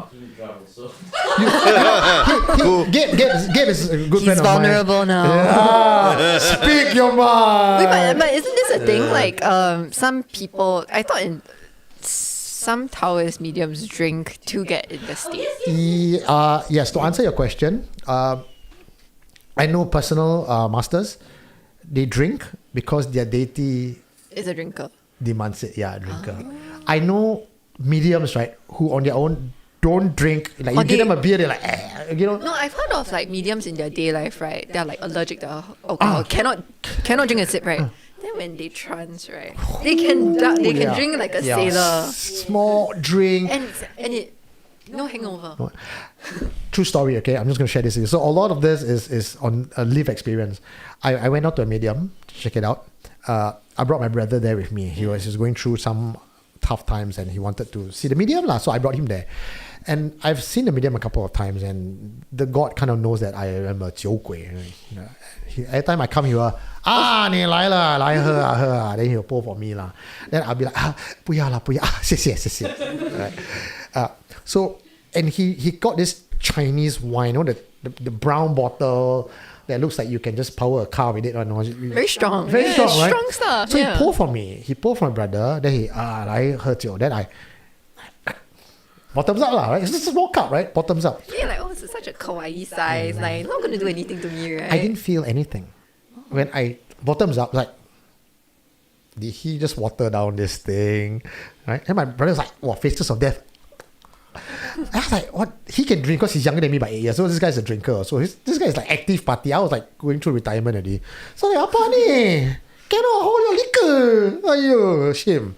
Then Ape said, 要喝嘛? Then he pour for me again. Then pour for him. Then he said, Ape, 不要了, 不要了. Then I'm like, this is some weak shit lah. It's like trying to cut cost of one, put water, right? Okay, Ape, come, one more shot. Then he pour another glass. Then my brother looked at me like, you're going to get drunk, bro. Because it's like unfiltered, it's rough. Yeah. So I drank like 3 shots back to back, knocking back the glass, right? Didn't feel anything. Then I felt, okay, next day I'm just going to buy the same bottle from NTUC and try. So I opened and I poured myself one glass. Couldn't finish the rest of the bottle. It was vile. But at that time, drinking with the... What do you think happened that night? The God must have drank it. Intervened. Yeah. Oh. Because same bottle poured for me, for him, and my brother. Same bottle, right? So it was going to the God's liver. They said the God wasn't taking on my brother's... yeah. So if that was my experience, then could you imagine the medium who was drinking? The gua drinking! Oh. Okay, question for Ash. What are Ashely's... Okay, by the way, it's Ashley. I know it's typo on my poster. What are Ashely future research plans in the paranormal anthropology field? What are your future research plans? Actually, I'm currently working on an exhibition about Matsu, the sea goddess, and Nanyang Chinese religion. So like, if anyone has any like good sources or recommendations, I'm actually still actively working on it. So like, please reach out to me and send it. You should have done this research earlier because John's relative... No, but John told me his story. Yeah. His direct relative, like you could trace from the ancestral book, right? Matsu. All the way to Linmo, right? Her mortal name. Yeah. So you missed it. Maybe you can do seance and ask him to come back and help you. Draw the outline of the silhouette to know the John within. If you guys have been an earlier part of the show, you will know this. Any others? Any other future plans? I'm hoping to go back to do a PhD again, but I think I'm hoping to move more into the museum space actually and work with objects instead of with people. Strange objects? I think I want to go back I'm hoping to go back into the skeet collection. So you do your PhD on strange object? Will you be Dr. Strange? Fun fact. That joke, yeah. No, I genuinely have a professor called Dr. Strange. No way. No, he's the guy that studies Sun Wukong mediums and monkeys. His name is Stuart Strange. Wow. So every time I write an email, I'd be like, "Dear Dr. Strange." did the autocorrect change it to Stephen Strange? Is he like the most popular professor in school? I think he has a cult following. No, I would imagine. Every day his disciples do that.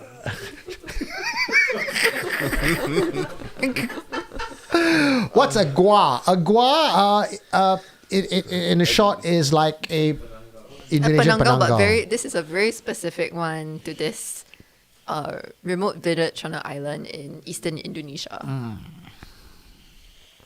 Matu, go to Taiwan, Amber Court, Amber Court, Amber Court. Say 3 times it happens, is it? Matu worship is a big thing in Taiwan. Go to... Oh, I have a funny story about Matsu. Come, Very share. lighthearted, okay. Okay. I'm in Taiwan and my girlfriend back home, my female friend, is like, oh, Ashely, my love life is so dry. Like, I'm not meeting the right guy, sadida. And then that day, right, because occupational hazard, I'm very annoying. Like, every time I see a religious space or a temple, right, I'm like, I must go. So my family hates it, right? Because they're like, how many Shinto temples you want to see? Like in Japan, you know, like how many Taoist temples you want to see in Taiwan? Yeah. And this one was a really big Maozu temple. So I just went there and then like I was like, okay, I'm going to pray for fun. So I just said, please help me, like, you know, help my friend. To get That attacked. night my friend got late. Wow. So I said, wow, Matsu, you really work. You work. Matsu supports women. Matu is the wingman, wingwoman. What made Ashely decide to start her journey research? You got to Rewind I back think you have to the rewind past it. 1 hour. there. What's her name? Claire? Is it Claire Lee? I can't see clearly. Yeah, clearly 1200. yeah, okay. So I think if anyone needs help with their love life, I would recommend, I cannot remember which temple this is, but I would recommend Matsu in Taiwan. So the clue is a really big Matsu temple in Taiwan. Yeah, but I All think the it's guys not are going to go there. Please help me get late. Please help me get late. No, you must ask Ashely to go help pray for you. Yeah. Oh, maybe. Oh, I also have another. I think Taiwan is works. This is the story of how I got into Cambridge. Okay. Okay, so it's same Taiwan trip. This is December, and I had just submitted my application to Cambridge, and Cambridge was like my top choice. It had, you know, all these names that I had been like citing in my thesis. Like I was so excited, so I was like really fingers crossed. And then on this trip, this is at Sun Moon Lake. There's a huge Wenwu temple there, which is Wenwu temple are basically temples that have dual dedication. The one in Wenwu stands for like literature or scholarship. So normally you would have Confucius there, or you would have the god of literature there. Then for the Wu stands for like, it's like wushu, like martial arts. And like I know Wenwu is basically a very like old concept of Chinese masculinity. Like back then it's like you want to be a scholar, but you also want to be a warrior. Nowadays the warrior translates into being aggressive in business, you know, because people read the art of war for business, right? So I was at the Confucius temple and I was like, please Confucius, get me into Cambridge. Please, please, please, please, please, please. And then like I remember like I do my offering, I donate, whatever, and then I turn around. And then as I'm walking down the steps, I'm like, A letter drops from the sky. You have been admitted to Cambridge. No, I was like, Hogwarts, right?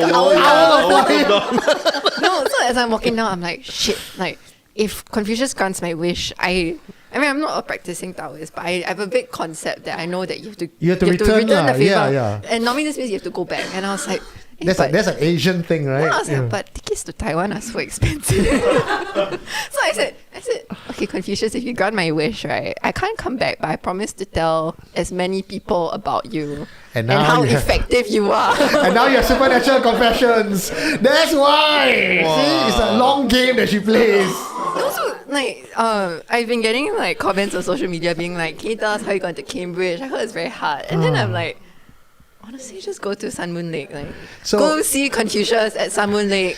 This one has an actual like Google Maps pin. Like, there's only one temple there. Yeah. One would have expected the advice to be study hard, do your homework, you know, build your network, and like, you know, no, go to Sun Moon Lake, guys. That's the way. That's the way. That one, right? You go there, you find the maximum donation, then you whack.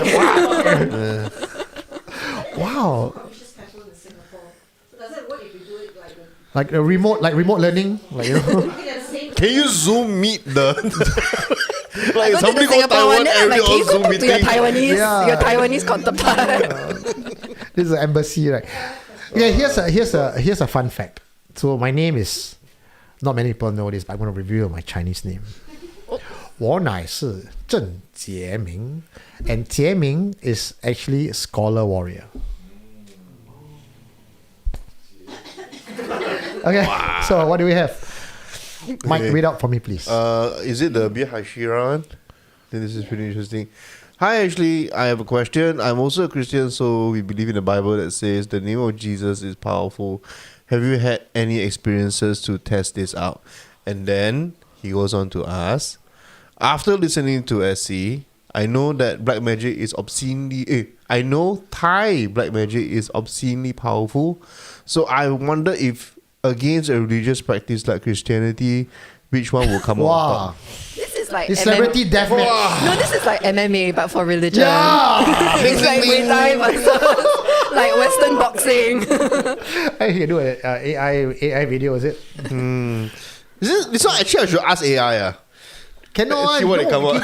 No matter See what any come out. answer that you have will get us cancelled. But okay, This for the one- purpose this of one I- discussion, That's a loaded question. purpose of discussion, what do you think? Like, what's the first question again? Before the It's the same person. the black man. Okay, I'm going to attempt to reply this in the most honest way possible. Reply because I don't want to get cancelled. Okay, don't worry. I will never avoid any question because I feel that every question deserves an answer. When you are asking about the power of Thai magic being absolutely powerful, and you talk about Christianity and which one will win, I said the one with more faith would win. If you are a Christian with lots of faith, no fucking magic in the world can touch you. If you are of any religious affiliation with faith, nothing can touch you.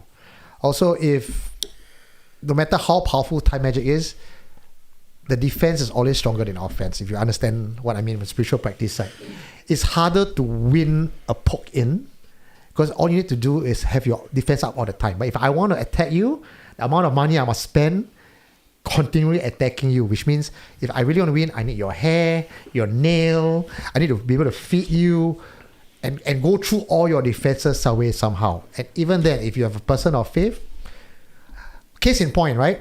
And I asked this question before. If every spellmaster is so powerful, why not you just go and curse someone, a monk or something? Lah? You cannot. It's just not possible. Your body is too pure. But if you have no faith, or even if you go to church and then you are such an asshole, and you have all the negativity, then any spell is just going to work on you. So it goes back to my light theory, right? Actually, Yeah. Yes. I mean, Right, does it make sense? This reminds me of, last time I did my honors thesis with Pentecostal and Charismatic churches. And I was with this older woman. And then one time she put me aside and she was like, Ashley, sometimes in church, right, there are witches that will come in and sit in here and they're trying to infiltrate this house of God. And then when she told me that, I was like, you mean like this is 2024, right? I was like, you mean in 2024 people got time to do this? Like, who has time to come here who wants to give up, who would give up their Sunday to come in to infiltrate this random church? Like, why this group of people, right? Yeah. Like, who has a vendetta? And why this against you? church? Come on, people have better things to do on their Sunday. Like, go to, Hello Arigato, get matcha. Pretty much. You know, Sober like- party. But I- was it true that there were witches, or it was just her getting paranoid? My sense, I felt like I do think there's a little bit of a dynamic sometimes where people say, especially if they have Indonesian helpers at home, they're like, oh, my helper practices black magic. I feel like sometimes it can get a bit racist. But I've also heard of some people actually finding spells. But I think it doesn't help each other. I think there's an element of being afraid of foreigners. Yeah. You don't understand certain things, like say, if I'm a Christian family and all I know is a Christian doctrine and I hire, a Burmese maid, right? And she would come in with her animalistic practices and maybe one day I find a straw figure in her bag. Oh, voodoo! Oh, she's trying to... No, she's...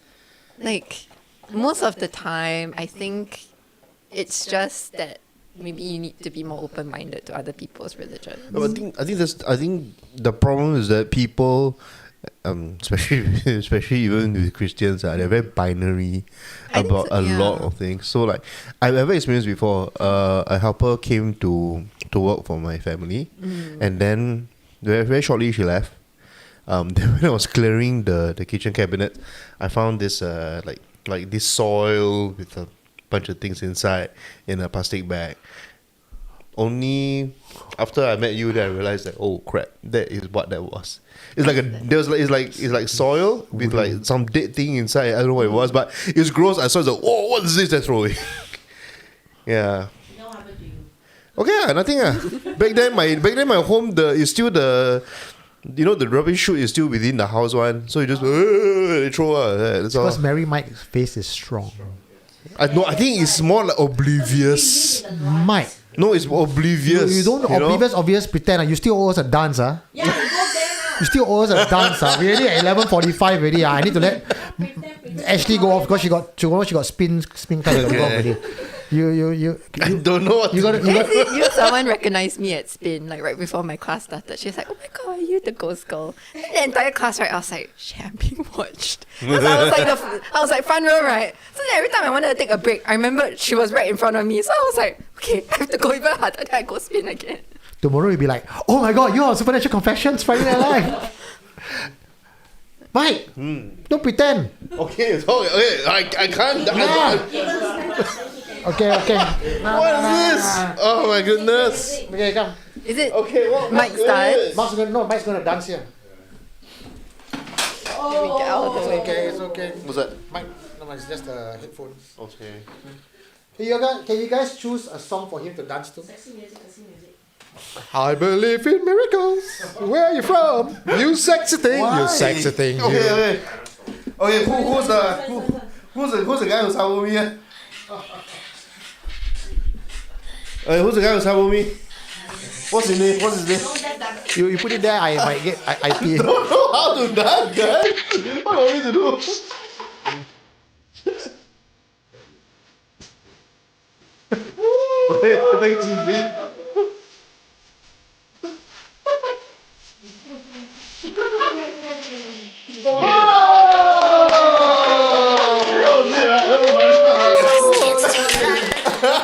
Okay, good job. Don't thank you very much. I think I got a kind of YouTube flag. Yeah, dude. Wow, okay lah, very sporting lah, Mike, very sporting lah. Yeah. See, remember Tiahua $2 only, you know. Very Mike. Alamak. So put inside the underwear. Okay, sabai. We're gonna say goodnight to Ashely. Thank you so much, Ashely, for staying I'm past. so happy to be here. Oh. Later than AMA. Yes. Yeah. No, but we're not chasing you away. You can stay, you know. It's just that, Actually, you want to stay for a bit? Okay. Actually, she should join us on Strange World. I already invited her. She said she she cannot did? commit, but she can come in every now and then. Yeah, can. Can? Wait, did she see? Oh, not yet, right? She hasn't seen You the naked? line, Oh no. the outline. That's Strange World, right? Really straight. Sorry, my manager is unable. Oh man. Choose a Magic Mike song. Sabai took Jacob. Oh, there was a question just now. What about- question? I think if you scroll up a bit, there was a question about breaking generational curses. Breaking generational curse. Do you know how to do it? I think what I have to say about that is that it's quite common in Pentecostal Christianity. Uh-huh. I mean, making a lot of the evangelical branch of Christianity has a concept of this, which is making a break from the past. And the idea is that at the moment of a conversion, you're kind of cutting yourself off from your ancestral ties. And I think, I remember reading this about African Pentecostalism. There's some sense that, especially in certain African religions, that your ancestors have spirits or they have certain ties, Yep. and then as a descendant, you inherit Malays as well, isn't it? inherit this long burden. And so the appeal for converting to Christianity is, especially if you're down on your luck, or you feel like you've inherited a generational curse, you can break that with conversion. Oh, like a reset. I'm not saying this is guaranteed, but I'm saying that this is a popular reason why people do convert. I mean, it's not surprising because even at their deathbed, right? Most of them would convert, accept Christ For salvation. yeah. So Right, or for grace, because that's For grace. For grace. Okay, so here's the thing. Do Yeah. you think generational curse has to do with epigenetics, or is it really spiritual? I will allow the educated person to answer that.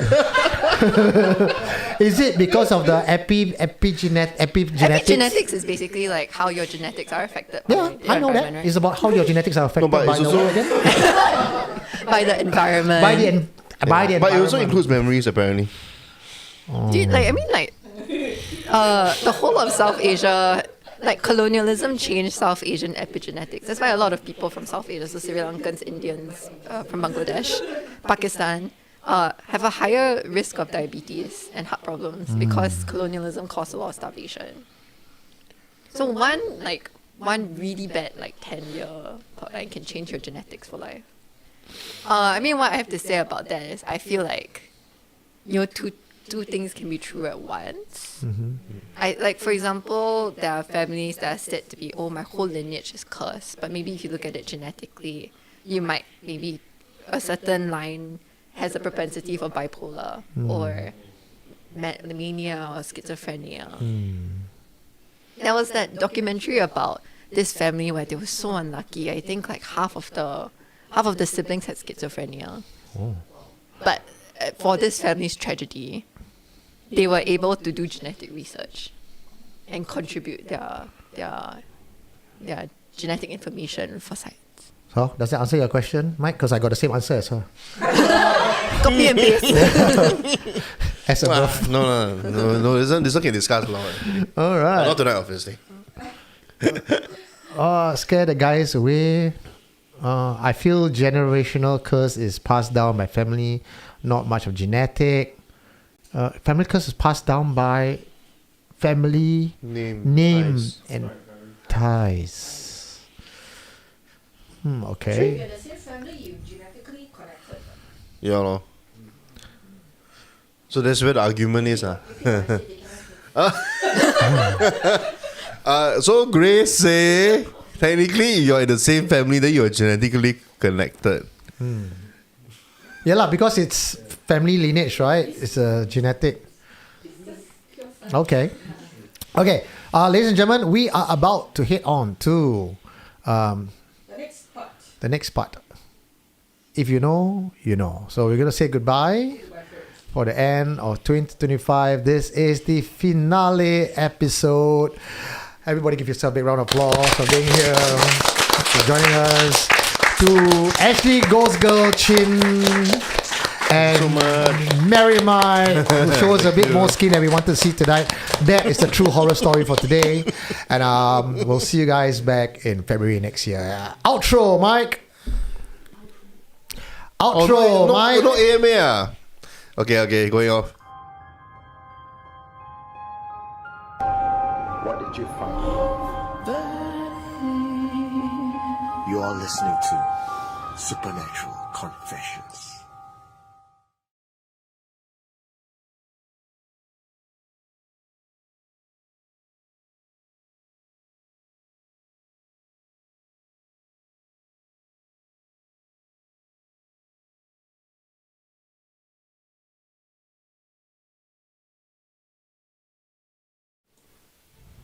No, sorry. Okay, here we go. And see lah, this mic cannot praise him. See, he did a good job. Then all gabra. Hey, we are back with AMA. Hello. This is the time where Grace, could you bring out the drinks for us, please? Are we popping? Are we popping? Outside cannot see. That's not later. Okay, that one later lah. So can you hit us with some Nocturne 1, 2, 3, and anybody else wants? You get in a vulnerable state. Ah man. Susceptible state. Oh, I figured out the echo problem just now. Oh, That's my bad. Weapon? I don't know why the monitor was left on. Oh. Never mind. I was like, you know, Throughout like the whole thing? the first No lah, 30 minutes towards I was the- shivering. That's why I was towards very the end. quiet. I was like, Towards the end, I figured, oh, monitor is on. Oh, was it a very bad echo, guys? I hope not, but only to. Never mind. Only the little bit. Only the Okay. A little bit lah. Only Okay little lah. bit, yeah. AMA, Ama, Grandma. No, AMA stands for Ask Me Anything, and traditionally at the end of our Friday Night Live season finale, we usually have guests coming in. We stay around. Gabriel getting more drinks. I will get water, man. Yeah.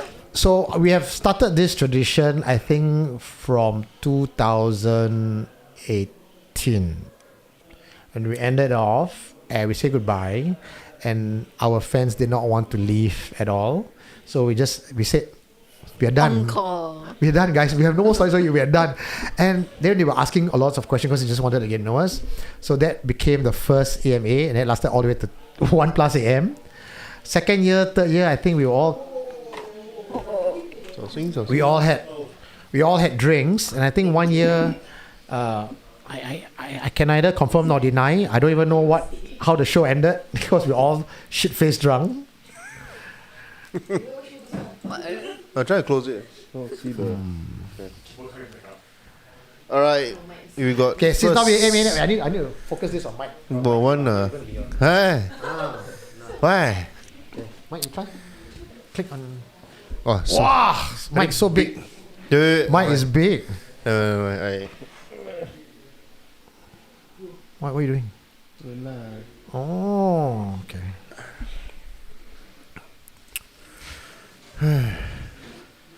Why is it focused on me? You all know me, right? No lah, we all will join us. So ladies and gentlemen, this is a time where you can post any questions that you like, and all of us will have to answer. Okay. I remember last year's AMA when Jon and Eugene shared a lot of 20. Yeah, fuck. That was so. Yeah.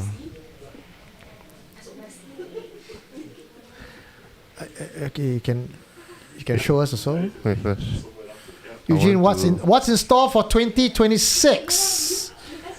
Okay. Guys, don't mind. Let me get my drinks first. Thank you. You want some? Actually, you want makan? Oh, okay. What? I'll have one. Thank you. I'm trying to fix something.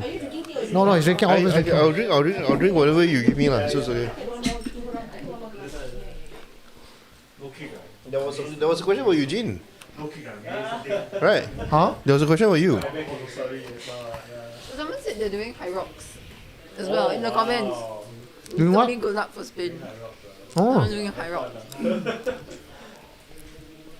Best was the one when Eugene was the direct Dracula. Yeah, you know what, Kevin? I cannot remember what happened that episode. I was the Dracula. Oh, I have a fun fact, Yeah. which is that there's currently a theory that Pontianak may have been one of the inspiration for Bram Stoker's Dracula. So, I mean, as we know, like Dracula was like inspired in part by Vlad the Impaler. Yeah. But Bram Stoker likely also was inspired by a bunch of other folklore from around the world, including the Pontianak. Is this like that Malaysian lady who claims that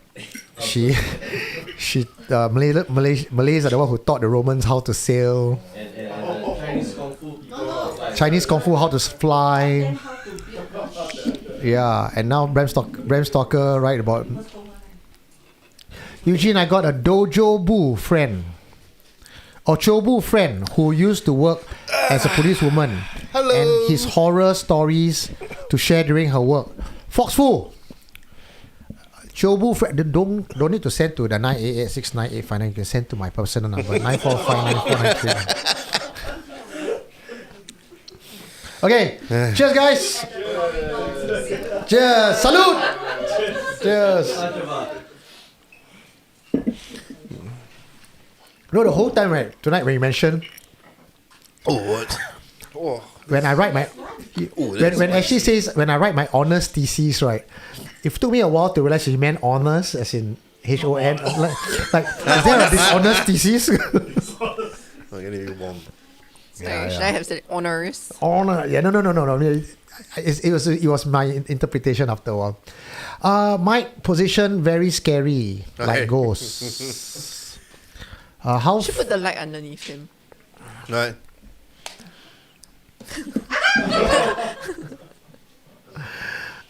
Any ghost story regarding old police academy? Okay. Someone told me, please don't bully Mike for 2026. Right. Okay, plans for 2026. Okay, any updates for Mr. V? We will only be able to update you after the 28th of December. Remember the astrologer said if he survives past the 28th of December, then come back. So let's wait. Fingers crossed, Mr. V is okay. But so far, he's okay. So far, no problem. But like any good horror movie, it's going to happen. Anything's going to happen, it's going to happen on the 27th of December. Somebody asked for Minister Ong's ghost story. Minister Ong Yukang? He okay, so I interviewed Minister Ong Yukang, and he was like a true politician. He answered all my questions with wonderful, skillful deflection. When I asked him, do you believe in ghosts? He's like, oh, I believe there are things out there in this world that we cannot understand yet, but I believe as science progress, we will discover them. Wow, he says, no, yeah, it's very trained. Then I mentioned about Sembawang being the most haunted, place in all Singapore. What do you think about that? Oh, Sembawang used to have its stories and all that. But now look at Sembawang. It's a warm place with good community and people coming together. Wow, I said this guy is going for the walkabout, right? Very smooth, very smooth. Thank you, Tilo. Having issues with Super Chat. Hope this goes through. Yes, it did. But you can send a few more times just to be sure. Thank you, Mike, for the dance. Next year, need to start. Oh, Tilo is the one. Oh, this guy. Walao. More dance from mine. Fetch me. Oh, yeah. Do you have any ghost stories that happen along Singapore River? Yes, B. Harris, there is one story. There's a few stories about Singapore River. I'll just tell you a quick one. In one of the in this book that I've written, one of the case that we had to handle was someone who went cycling along Singapore River. We're talking about near the very dark corner side lah, right? And he went back home. His leg was in pain. He did not know why. He went to hospital. Then he went to coma. Only to realize later on when we sent spiritual masters down that his soul was actually brought down to hell. And a spirit wanted to claim his soul as her groom, her husband. Yeah. So it was a case where 3 masters had to come down to try to convince her to let go. One master was not unable to go to hell, was chanting to help him clear his karmic debt so that she does not have the very strong bond with the spirit. Another master was holding him so that he don't get pulled down too fast. And the third one was a Chinese, the medium lah. So the medium one had to go down to hell and then pull the soul back. And it was only a small window of time. Like if they miss that window, he'll be gone throughout. So the master actually said, bring this talisman, go back to ICU and burn it or put it on him. As the parents were driving back, car broke down. So had to go, and it broke down a highway. So park a road shoulder, cannot stop cab. Bash through, I think, Portsdown area. Then find a cab, go to hospital just in time to put the talisman there. Yeah, so yes, that's a Singapore River ghost story. So is it because of karmic debt or because he did something? I think it's karmic debt because there's so many people that cycle there, bo tai chi. He must have had something to do with her in the past life. And he's too young in this life to actually... Is it cycle? Why? Maybe he wearing a cycling suit, right? Then the ghost just take interest. Well, because they don't wear anything inside. No, they don't wear anything inside. You're cycling here, right? Tight fitting, slim fit. Yeah, and there's nothing inside, by the way. I learned this from Dr. Jason Leong. Surely in hell there's so many guys there, go move on. Did he like an 8-inch? That's why. I don't know, man. There's many fish in the sea. She wanted that guy. Okay, there's this one. Ashely. Yeah. Ashely, How do you, At me. Yeah. Dum, dum, dum, dum. Okay, what's this? how do you explain speaking in tongues as part of your honors thesis? What's your honest answer? My honest answer. So as part of my fieldwork, I went to a few churches, and I gave it my honest best shot. My honest best shot. So I did go for workshops. Yeah. And there was one where they were all like, there was this. They sat us down and they went through a PowerPoint slide for like 1 hour plus. Oh. And then I was like, when's it going to get to the good part? And the good part came, so we sang a few worship songs. Then they line us all up. And then they're like, everyone who wants to speak for the first time, come to the front row. So then I got pushed to the front row, right? And then on the front row, there was a senior pastor. Everyone is praying. And then all around you, people are breaking out into tongues already and praying for. There's 2 rows at the back that are already praying for you, right? I'm at the front row. They're going down one at a time. Yeah. Praying on them, like praying, like, you know, kind To of putting a hand on slay. you. Yeah. You know, they put the hand on you. Yeah. And then everyone else beside me is speaking in tongues. She gets to me. Nothing happens. Then she level up. She put here. Level up. Doesn't work. She put here. Then she put Didn't onto. work. It didn't work. Yeah. I've got a personal experience as well. Sorry, don't interrupt. You can carry on a story first. Oh, no, I mean, but the short explanation of what speaking in tongues is supposed to be a spontaneous outpouring, and also it's something that you have to discipline yourself a lot. You cultivate a lot of faith towards. The idea is that you reach a certain level of connection with the Holy Spirit, and the Holy Spirit descends upon you, and out of your mouth flows. So speaking in tongues is thought to be one of the gifts of the Holy Spirit. So it's kind of a spontaneous like overflow. Yeah. I mean, at this same church, there are sometimes people who faint Yeah. backwards. And apparently it was like standard practice. Like it happens so often, right? That I saw this old lady faint. And I was like, oh my God, is she okay? And my friend was like, don't worry, this happens all the time. Yeah. We were just then true enough, right? All the church volunteers just stood around her. Catch. Didn't catch her. Gently led her down to the floor, then stand around her to make sure no one steps on her. Standard operating procedure. I went to a few churches like that as well. And it was a culture shock for me. So a friend of mine, Melissa Martina Tan, and it was a very low period of my life. So brought me there, and you know, standard sing song, right? Then everyone's putting their hands up. And then there's one part they all went, you know, the whole speaking in tongues thing. So I was just looking around, not sure what I should do. Should I follow suit? Because there's no memo like how to behave in church, right? So you want to do it, but then you feel like, am I like qualified to do it? I don't know. So I just stood there, like very very lost, right? Like, you know, like this virgin at the prom, go there, don't know what to do with your 2 hands. So they're like, oh, anyone first time here? Then my friends, like, oh shit. Spotlight on you. Yeah, then I was like, oh, do I get a t-shirt or something? Fuck, you know, they brought all the way up. And so they were trying to slay you, like, you know, they put your hands on you. So I didn't fall, right? So they did the whole thing like that. No, I didn't fall, then they move on. Yeah, so I didn't speak in tongues, I didn't fall, I didn't get slain.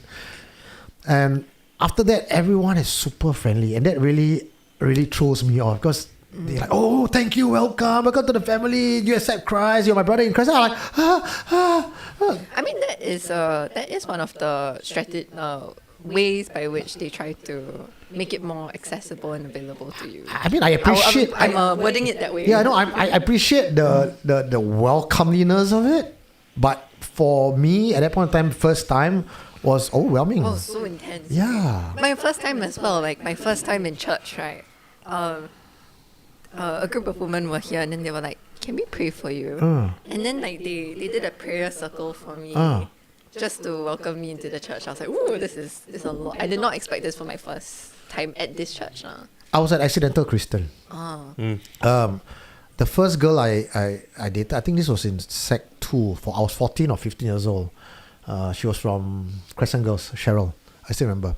So we met up. I said, "Oh, shall we go out for dinner or lunch?" She said, "Yeah, meet me on Sunday. We're gonna go to Adams Road Market." I was like, "Oh, sure." Oh no! They said dress up. I was like, "Sure, baby." Then she why Google not? Maps you. No, I was there at Adams Road Market, so we had our lunch and everything. He says, "Come, let me bring you somewhere." Like, why not, right?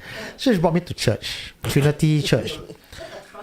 Yeah, so then same thing again, like, anyone first time here, walk out. Then I just stand in front. And I was 14, right? So no clue whatsoever, right? Then she was beside me, holding my hand. I was like, that's the best part of the whole experience. And then I remember at one point they said, "Do you accept Christ as your Lord and Savior?" She look at you. So I look like, I click yes lah. Right? No, have you read all the terms and conditions? Yes, tick yes. Let's move on, right? I like the hand holding part. So after that, she's like, "Oh, now you're a brother in Christ." Brother? What? I'm in the brother zone? Yeah, right after that, I got bro zone. Yeah, so that was my extended Christian experience. So people ask me, "Have you accepted Christ?" Yes, at the age of 14. Damn, Cheryl. I have a funny story, which is Yeah. like, because my thesis was on speaking in tongues, right? I couldn't record. Like, I think it would have been disrespectful to record people speaking in tongues, especially like when the whole church around you breaks into tongues. I can't just stop everyone and be like, "Do I have your consent? Do I have your consent to film? Do I have your consent?" That's impossible. So what I had, Yeah, you can find YouTube. YouTube is one way I did it. The other way was I stood there, and every time I heard something, I would chant to myself. And then I chanted. The moment service ends, I take out my notebook and I write down. So when you write your thesis, do you write it in tongues as well? No, I wrote in my for Yeah. research ethics. You have to do a risk assessment. Then I was like, Risk assessment? risk assessment. And this one is Professor Strange was the admin. Doctor Strange. Doctor Strange was the head of risk assessment. And then I wrote. Then I said, "So what if I get what about spiritual risk? What if I can't finish this project halfway through because I get possessed?" Then he said, "Ha ha ha, NUS doesn't care about that." You want to Your finish risk or not? assessment. NUS is not liable to that. Insurance don't cover that, girl. To be fair, most of us are recreational Christians because we usually end up joining Christian celebrations. In deathbed, they see spirits, so they know. Hope SC interviews another local tantric practitioner. Yeah.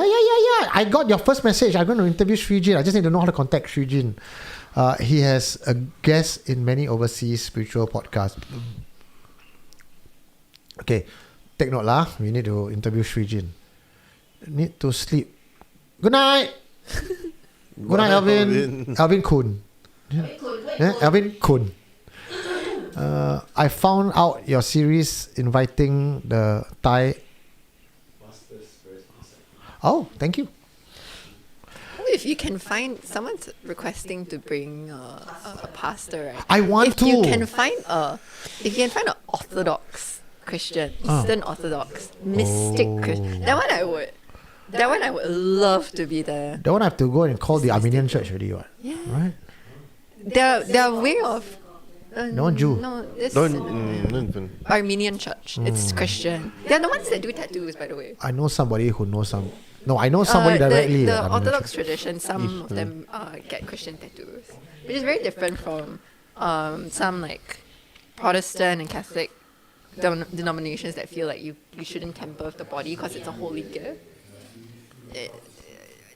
Different ways to slice the pie. Okay, so 2026, let's aim, let's manifest that we could reach out to those people and they would come in.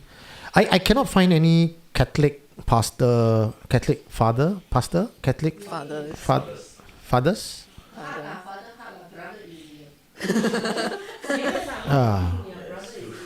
I mean, I think because Catholicism is very controlled, and I think there's a lot of reputational risk. Yeah.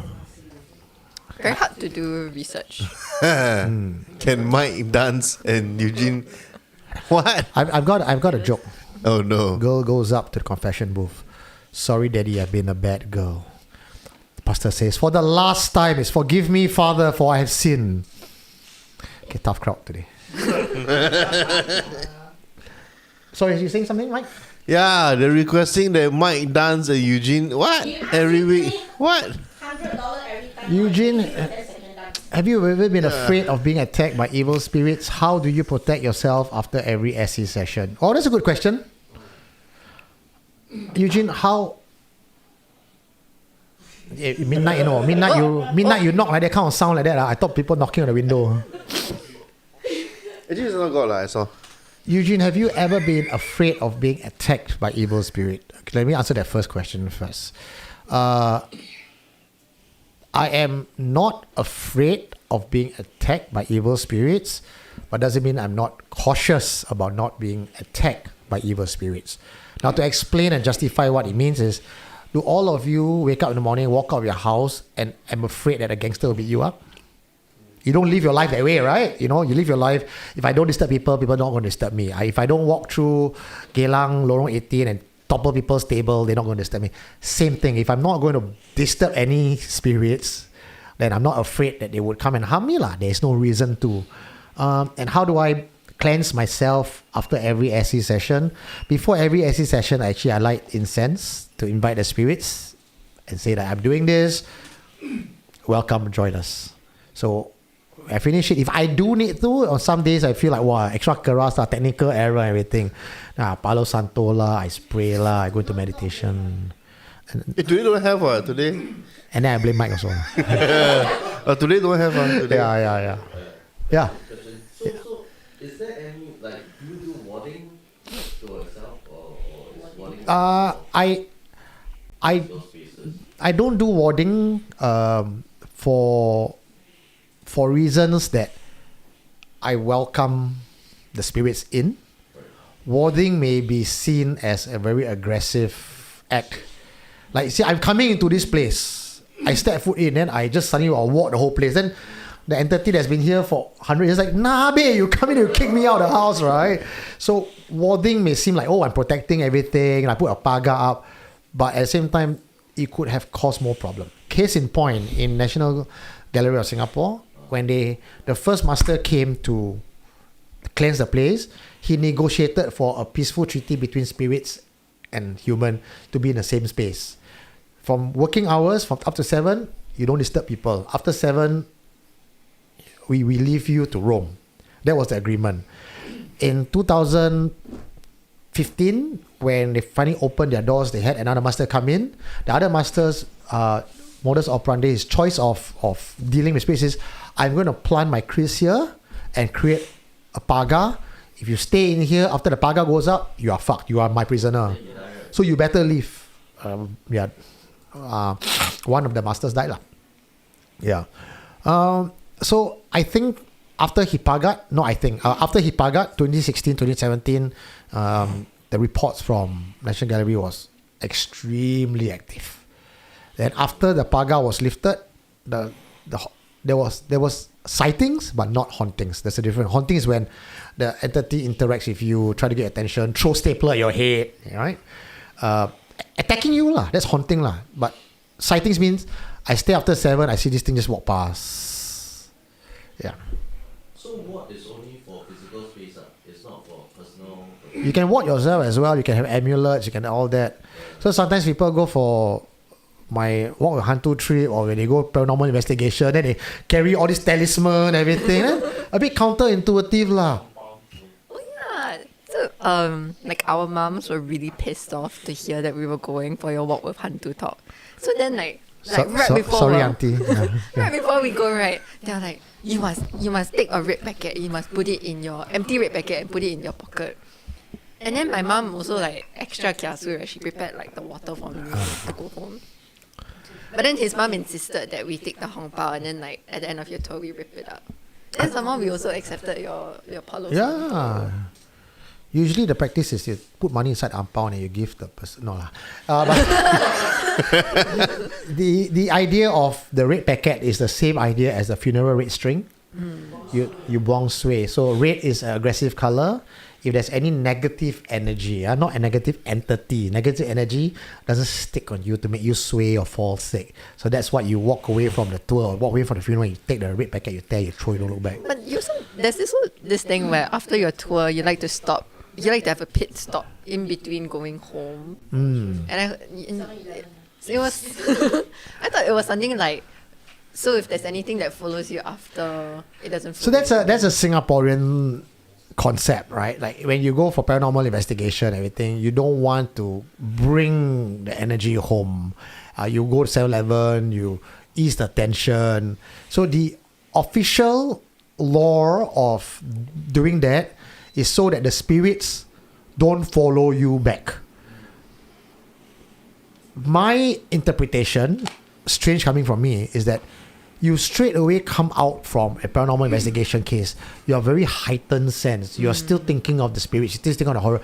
You bring that thought back home. You are just being a magnet, attracting this negative energy to follow you back. Then the classic thing, right? You're washing your face, you look in the mirror, boom. Like you imagine, maybe you're psychologically imagining these things, or and you're also in that heightened state, right? You're primed to see things. Now, it's a very interesting part of my life. There was a before and after. I cannot tell you when exactly that line is, but before I had all this knowledge, I was extremely scared of mirrors. I would not stick my leg out of the bed because they'll be under the bed, will grab me, or the mirror reflection will turn and look at me. You know, all the Hollywood tropes that you would come to see. I was extremely afraid. It was seated in my head, and I was obviously, as with anyone else, frightened of such things.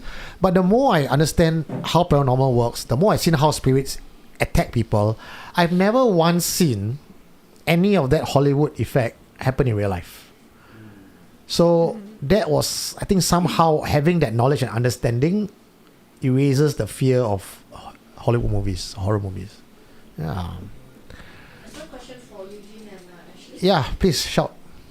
Which location would you prefer to investigate and stay overnight in? A medieval castle in England or abandoned ryokan hotel in Japan? Wow! I know my answer. Oh, I'm spoiled for choice. I'm really spoiled for choice. I think we have different priority. My priority is that if I'm trying to siam something, right, I would take the English ghost over Japanese yokai or yurei. The English ones I can deal with lah. It's just an apparition. So I'm on the same line of reasoning with you, and that's why I'll choose the yokai.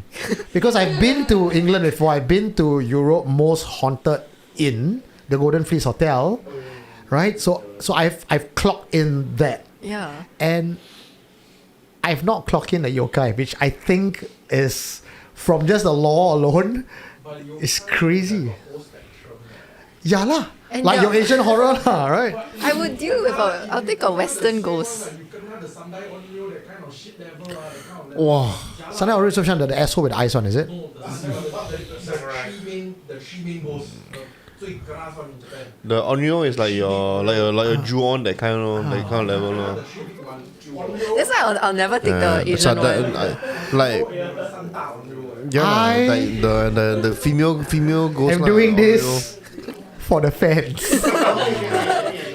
I think they would love to see me get fucked over by a yokai than a Victorian ghost. I mean, the English ghosts are what? Hitler's ghost, King Henry, like... It's like Hogwarts. All the Tudors, like just royalty. I mean, in like Tower of London, I can take that. It's Hogwarts lah, basically. Ooh, baby. You want this? I mean, but Yuki Onna, like the slow woman, she's gonna freeze you to death. That one also. Don't go and bet that one. That one can become wiper. Like if you're gonna die, then die by a sexy Japanese ghost lah.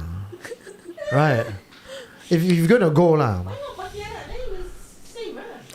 But then I bring the nail already. I make her my wife. Actually, basically, Onryo is a Japanese kakak. No, but okay. So talking about English ghosts, right? European ghosts, right? I find that European ghost is not hideous in its appearance. They human-like. Yeah, right? Or they look it's like... the weight of their horror is in the story and how they die, what they die. Like when I was in Europe, I find that every single death there, every single ghost, because the York was a haunted capital of UK. Every single ghost got a beginning, middle, and end for a narrative. Okay, and it gives full flesh to the thing. And even the ghost in my hotel room is a gentleman with a uniform. You know, like I would want to, dear sir, like. If he or she is beheaded carrying the head, Yo, I don't know. It's Because we watch a lot of Scooby Doo. Yeah. Then you try, you pull the head and But see whether it's a muscle. I still find that the European ghosts are a lot more polite and I feel like an encounter with them is they just whoosh past. I saw feel one like Victorian woman just walk past. But Asian ghosts, they really like fuck with you. If they have their eye on you, they really mess with you lah. There are cursed banshees and everything there. So the majority of spirits in Europe, they are there because by virtue that they have died and it's an ancient the place. history, It's a history. yeah. So they are just there. They are there as you imagine Hogwarts and then all the ghosts just walk past and you're like, good evening, good evening to you. They're just there. But Asian ghosts are fucking vengeful. Yeah. Right. They didn't walk past you and you're like, hello, how you do? It's like, they want to try. They can't pass on because of you. That's why. Yeah. Mostly women.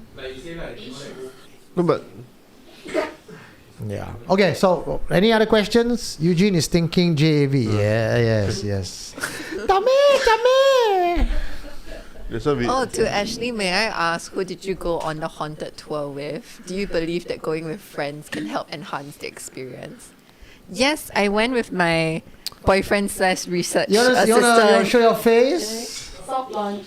Soft launch.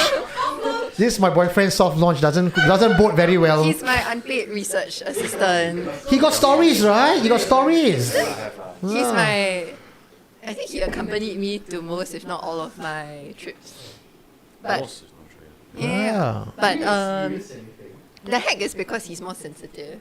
Oh. Yeah. He's the one that on the ghost tour, right, as well walking past like what you call the most haunted street. I was just like trying to like see anything, right? He squeezed my hand being like, can you don't do it? Can we have you in a hot seat for a while?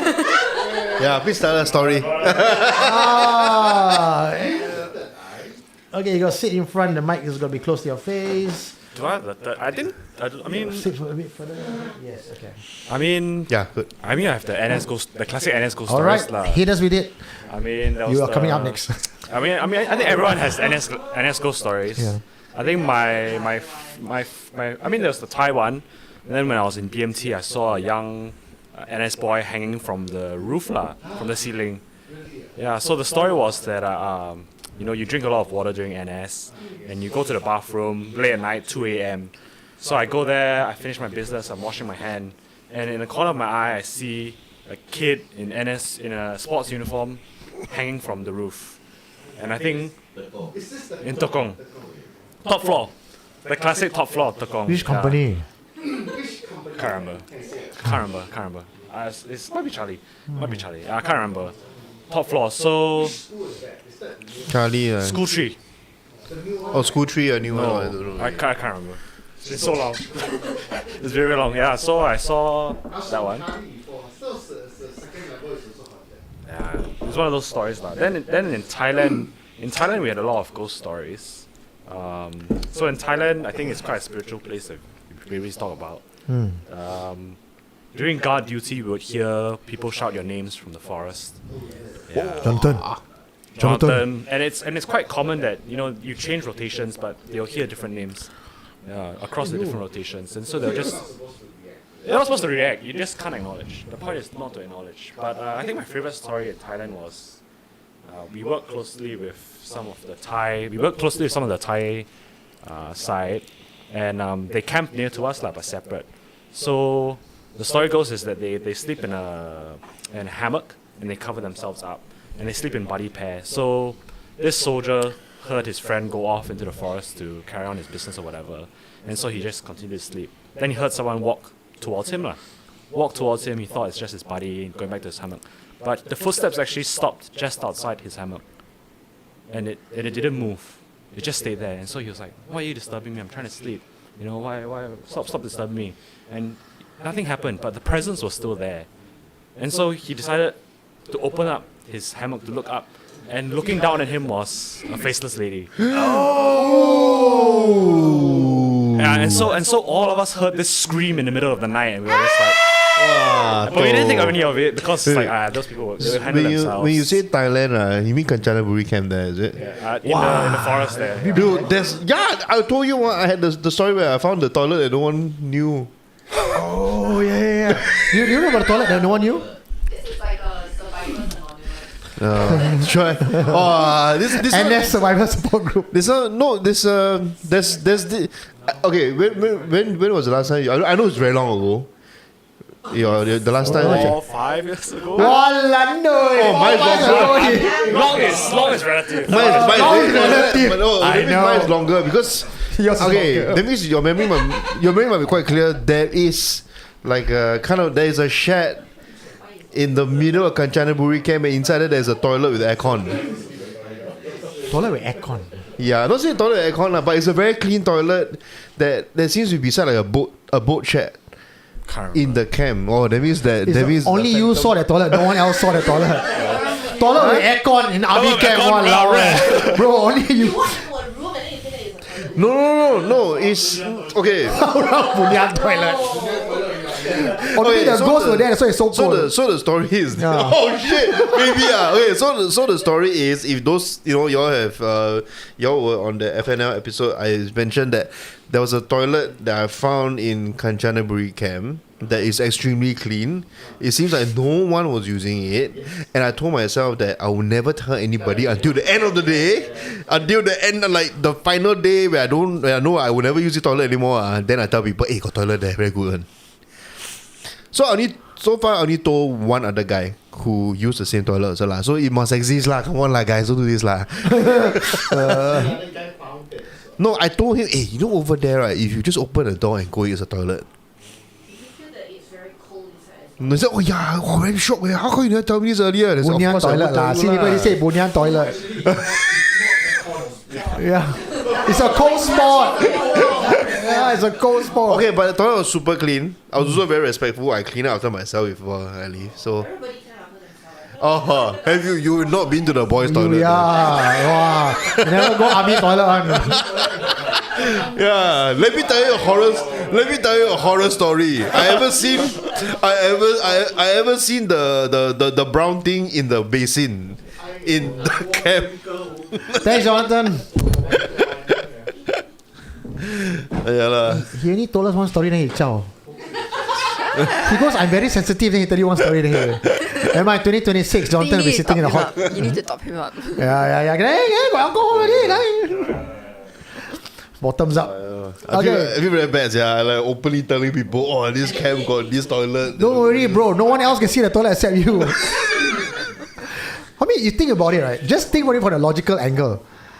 Army camp, toilet, got aircon. Kanina bang, so no aircon, your toilet got aircon. From where your toilet come from? Maybe cold spot maybe what I remember is different. I know that was the one toilet where you know sometimes you go to the toilet and then you do number 2 and then you can sweat one, right? That was the one that no sweat one. It's the best. Bunyan toilet lah. You walk into a different timeline. That's right. Because that's they get you. They didn't get me lah. Yeah, so otherwise the other option I had is I got to beg the medics to let me go in and go. That was because if not, dude, I tell you the camp there, the other toilet, as in the usual one that you are supposed to have things like hornet nests, and then The stress of people go faster. cannot perform under pressure. No lah, in the during the day, if it's just number 1, right, just find a tree, stand there. Okay, actually, I want to ask you. You do all this kind of thing, right? It is said that when you believe in the paranormal and you start to search paranormal, the paranormal will come to you. Yeah, that's true. Right. We all know this, right? You turn into a magnet somehow. Yeah. I had something freaky happen to me. When? Lie. Like, this was, I think, 1 or 2 weeks ago in the Orchard MRT interchange. She kept this story until after the show that she did. After show special. It's a very short story though. Okay. I was just, minding I my like what own Jonathan business. said. Short is subjective. Okay, sorry, go ahead. No, so I was just normally I listen to headphones, but for whatever reason, like I was not listening to anything. And I was just walking down, and then all of a sudden I hear like a whisper in my left ear. Like, Ashely. No, I heard Ash. No one calls me Ash. Like, my friends don't really call me Ash. They call me Ashely. There was no one. I wasn't talking to anyone who would call me Ash. And then when I turn around me, right, the nearest person is at least like 3 meters away from me, and they wouldn't call me Ash because they don't know who I am. And like in that moment, I was like, my first thought was like, actually, I was very excited. I was like, ooh, this is my moment. Like, whoa! Finally a story. Finally, my own story. Something. Yeah. But then my second thought was actually this reminded me a little bit of the closest like story that this reminded me of is like someone said angels sound like that, but it could also be ghosts trying to get you to turn around. And you did. Yeah, I turned around. And I didn't turn around the proper way. Like, you know, you're supposed to turn around with your 3 eyes forward. I just turned around like that. I mean, I would do the same also.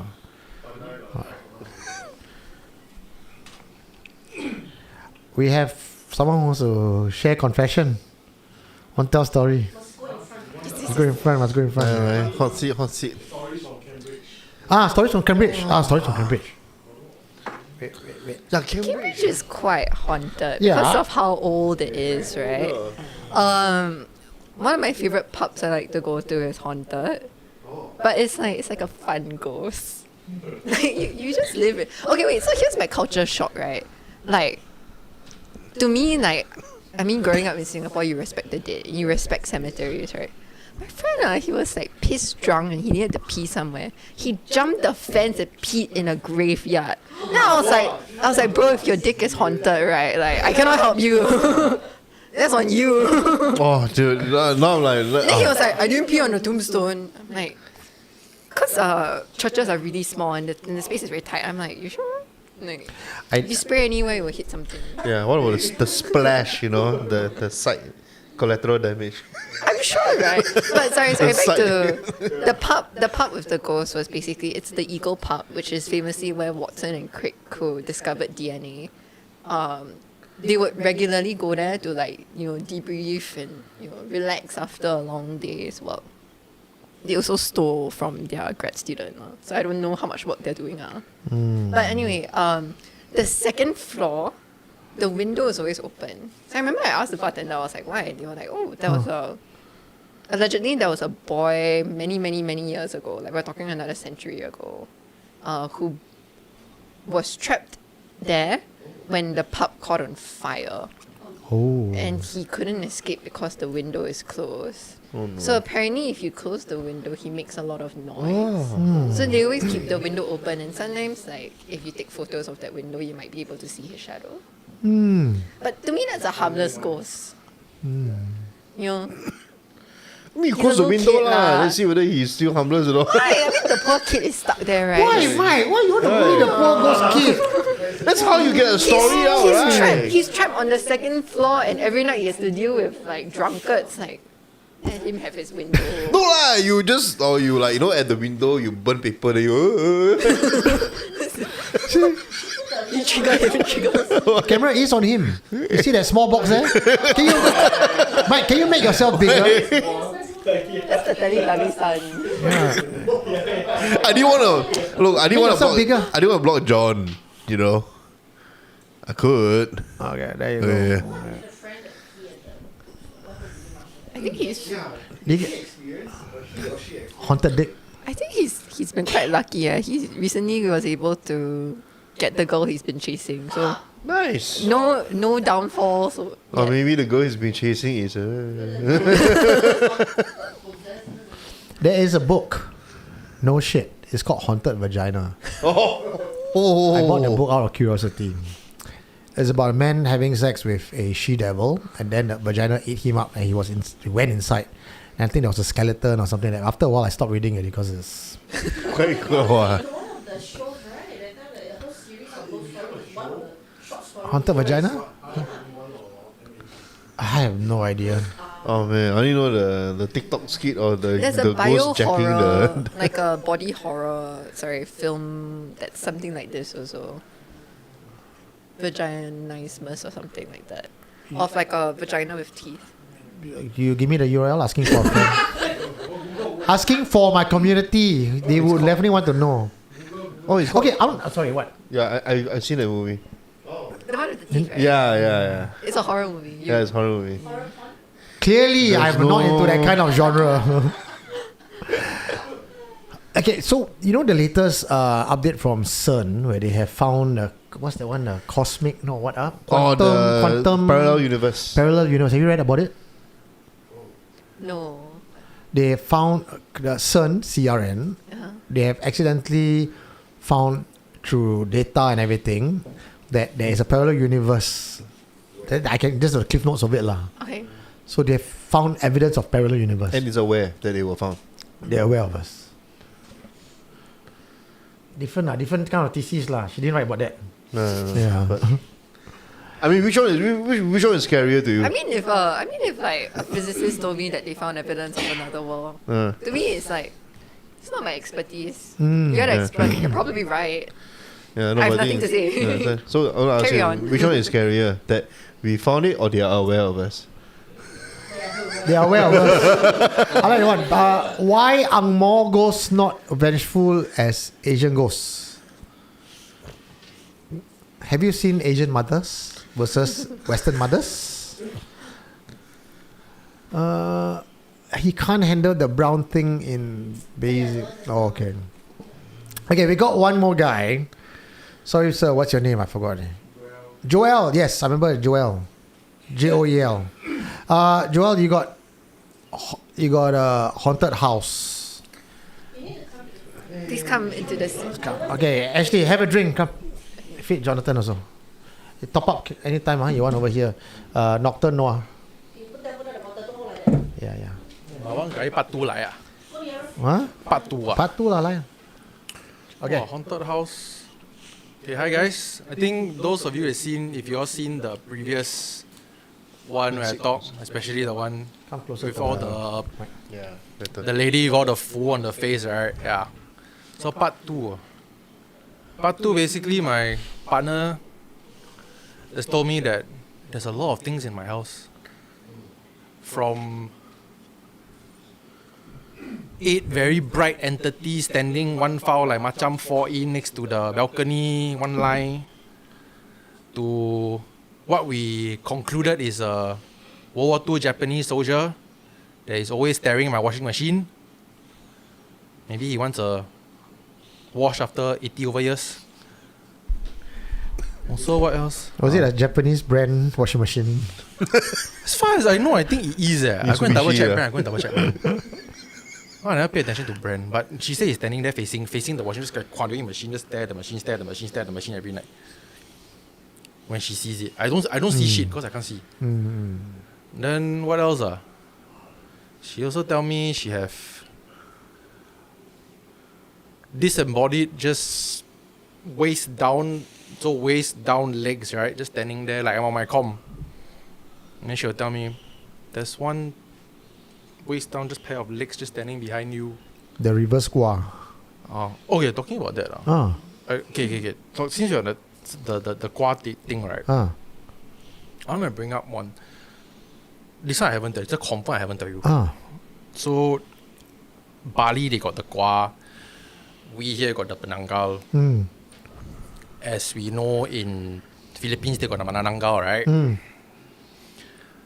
I actually have a story, or rather, like real shit that happened, like partially involved with the manananggal. Okay. So we go part by part, because it's a long period of time. So I had this friend. She's part Filipino. Okay. When she was younger, when she goes back to the Filipino side of the family, right? This was before her niece was born. So basically the mother is her cousin. They were celebrating some family gathering. over there. Then you know those, I assume it's kampong lah, cause she says zinc roof, a tap roof, that kind. While they were celebrating at night, they suddenly heard like something land on the roof, then start crawling, walking over on the roof. So being Filipinos, what they say is the guys were actually like, they take their parang, take all the things that they need, they go out, they go and hunt, because they think it's one.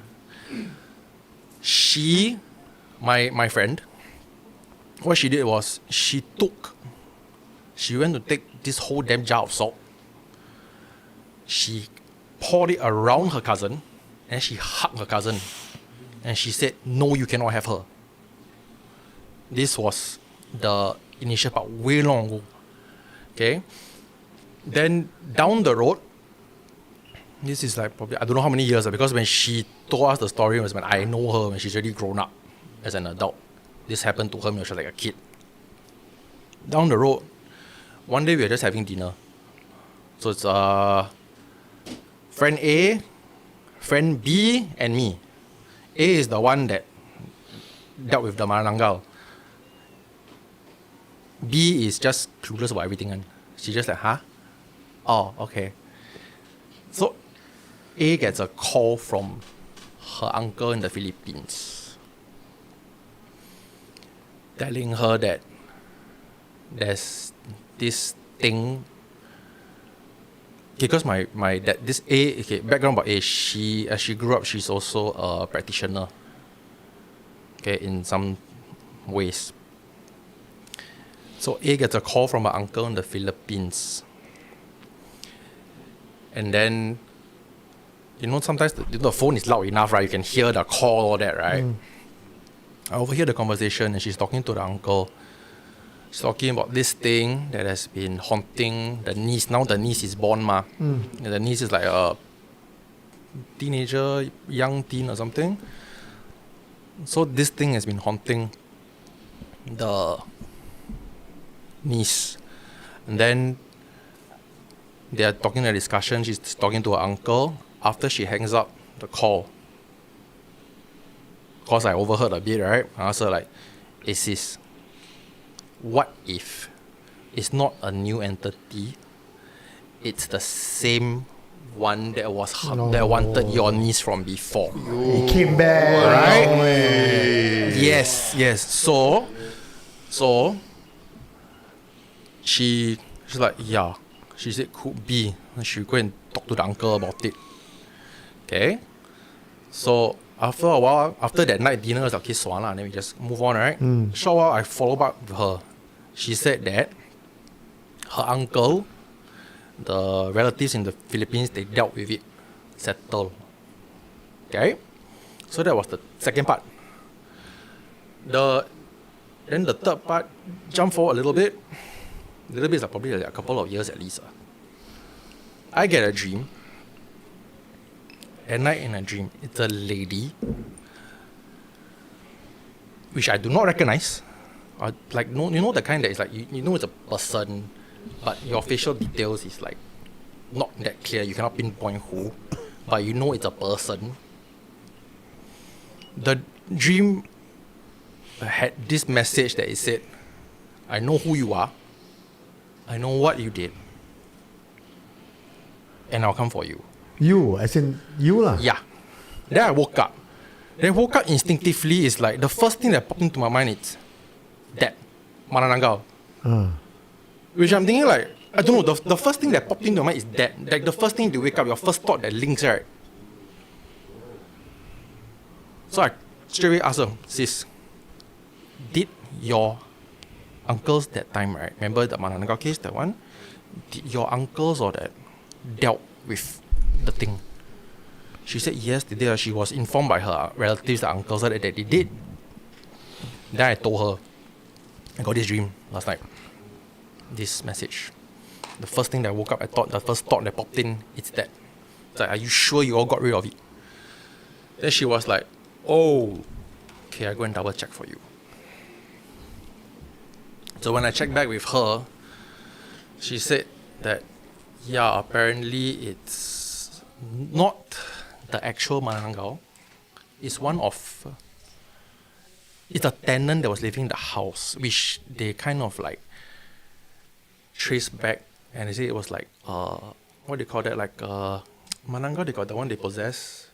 Then like the guys that like possess, they follow the Mananga to protect the Mananga's body when it's separated.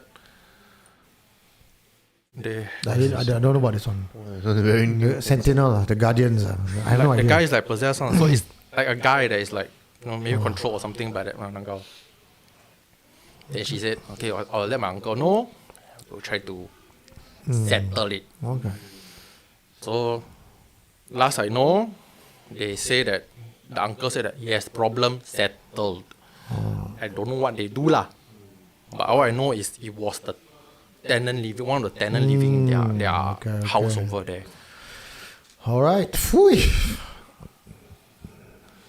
And then how did it end? Haven't end yet. There was one part after that lah. Okay. Well, save this for the featured confession, bro. Save it. Okay. Thanks, Joe. Thanks. Oh, wow. We're now at 1 o'clock. Shall we end at 1:15? Yeah. Mike, you want to sit in the hot seat, and then we can. Okay. Have fun at spin class tomorrow, Ashely. Me, It was too late to cancel. Yeah. Go. Mike, sit hot seat. Bye. You can off your small postage, please. My little stamp in the corner. Yeah. Okay. Mike, we got you here. Ladies and gentlemen, Mike don't always speak very much, but now that we got him in the hot seat, ask all your questions.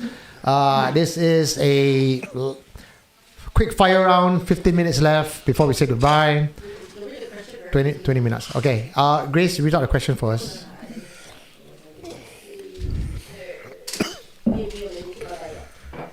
That's for Ashely. Someone said, what books are your favorites? I like Dune, especially the way they talk about. Okay, my favorite book of all time is Jim Butcher's Dresden Files series. If you read my book, you'll realize that the writing style is very much like Jim Butcher. Are you a fan of Jim Butcher? Have you read Dresden Files? Have you read my book? Similar style? So those who know or know. So that's my favorite book of all time. Wow, my favorite book very, very juvenile compared to y'all. What is it? The Lord of the Rings. Lord of the Rings got juvenile. Huh? Oh, you're like Dresden. Yeah, Lord of the Rings. Really? Hard to read, Lord of the Rings. Oh, there's well, You read I enjoy. the unbridged version, is it? No lah, I mean just that was a book that I grew up with. Okay, it's hard to read. It's a hard read. Is it? Yeah. Oh no lah, it's I cannot okay. get past book once. Yeah, like will the trees just stop talking? No, the thing is that so I like this book because when Tolkien wrote the book, right, he didn't write it because he just had an idea and then he just ran with it. He wrote the book because he was a linguistic professor. Yeah. And to him is that to understand language is to have culture. So when he created the elves, the dwarves and all that, right, he didn't just created the dwarves and the elves. He used the language that he created and tie it back to a culture. That's how he came up with this whole entire universe. Because he was a linguistic professor. And that's why I enjoyed that. I don't know why. Oh, I'm learning out here. There's a Munzani to Eugene. Any good stories about Geylang Serai stories? Or like the Malay village place? Is that Wisma? I don't. But I know there is one Malay faith healer who's based out of Geylang Serai. And he conducts exorcism work. No, not exorcism. What did the Malay call it? Rukia work at his center in Geylang Serai. Wow, that one. Yeah. Wow. Okay, then we're going to extend to 2 o'clock. Yeah. We're going to explain about life beyond that. Okay, give us okay, so the understanding, and I think where I come from, in terms of what I understand, a lot of it is Bible reading, which I know that y'all be like, "Wow, this guy Bible reading again." Okay, but here's what I know. The way I understand scripture is very different from how others see. So to me, I think one of the biggest contention I have is that Christians believe that only if they follow Jesus they go to heaven. There's evidence in the Bible that that is not true, and I will really leave it as that. Wow. For more, tune in the Strange World. Eugene, possible to see videos of your exorcism sessions. Unfortunately, due to very sensitive nature of what we do and the victim's life and privacy, I cannot show it to you because some of them are very raw, very sensitive, and I'm without even having to ask the victims, I'm quite sure the answer is no. Someone asking about Mr. V again.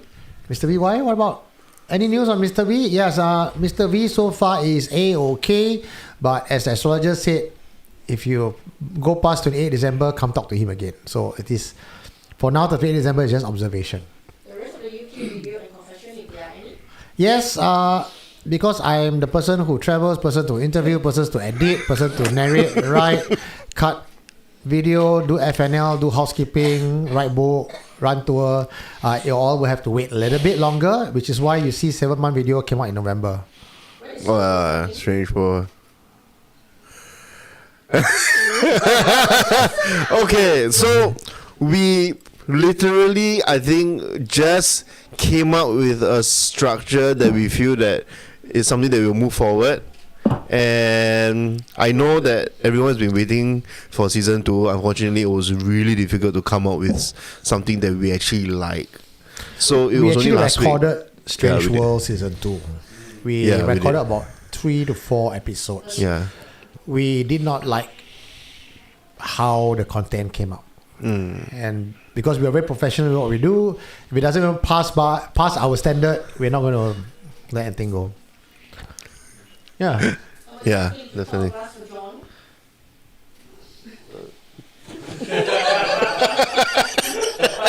Does John drink first? John doesn't drink alcohol. Oh, doesn't drink alcohol. He does sometimes. Walao. See lah, pour cold water, okay lo. He doesn't drink alcohol. He said.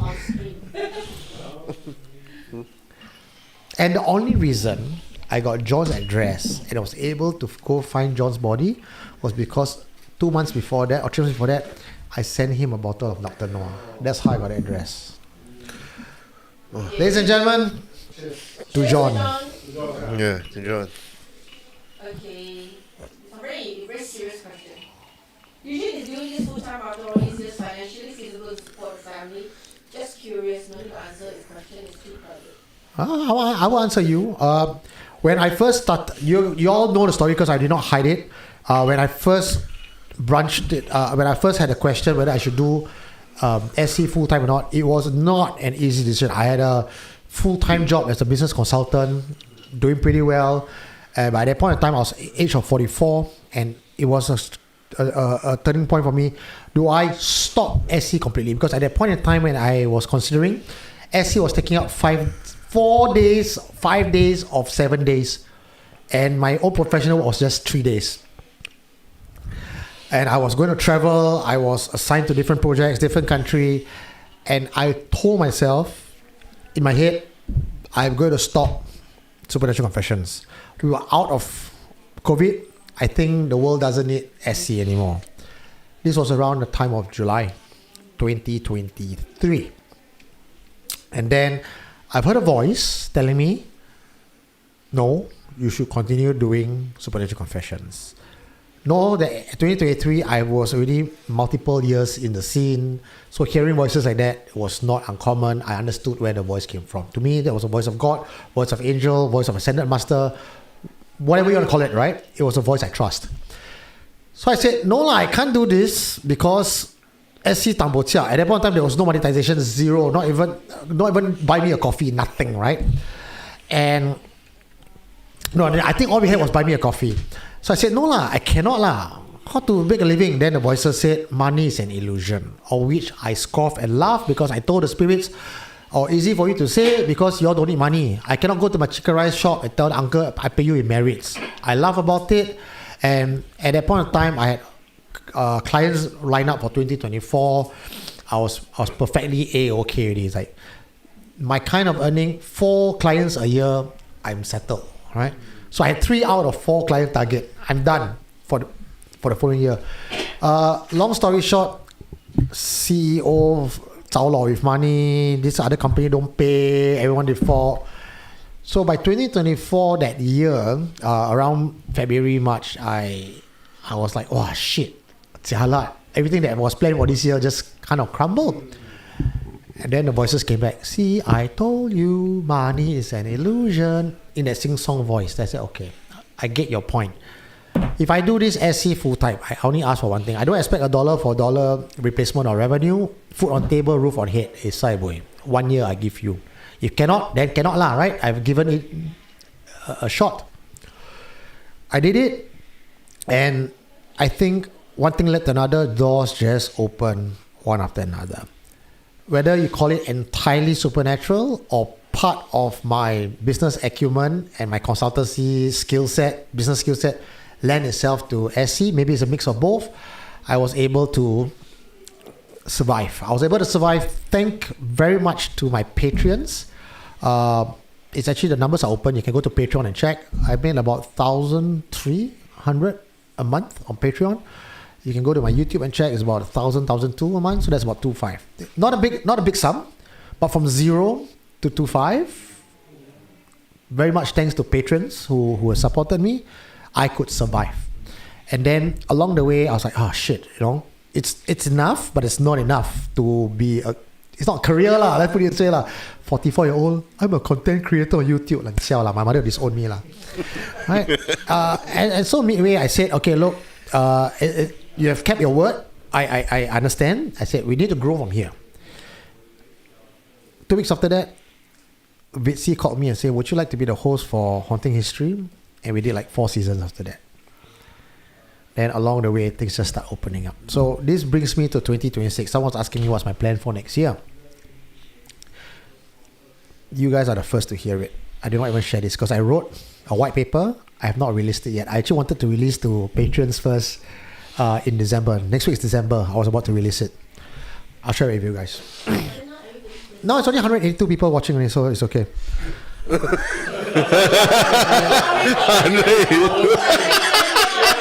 I give you all the. Because they know first, man. Then 5 seconds later, then they know, man. So Stefan Young is the representative here. You better go and text the rest of the patrons. I heard it here first. Yeah. Just going to give the cliff notes, right? So patrons obviously will know the details and the white paper. Supernatural Confessions is 10 years old. All right. Next year is the next round of 10 years. The question is, what are we going to do with the successes that we have?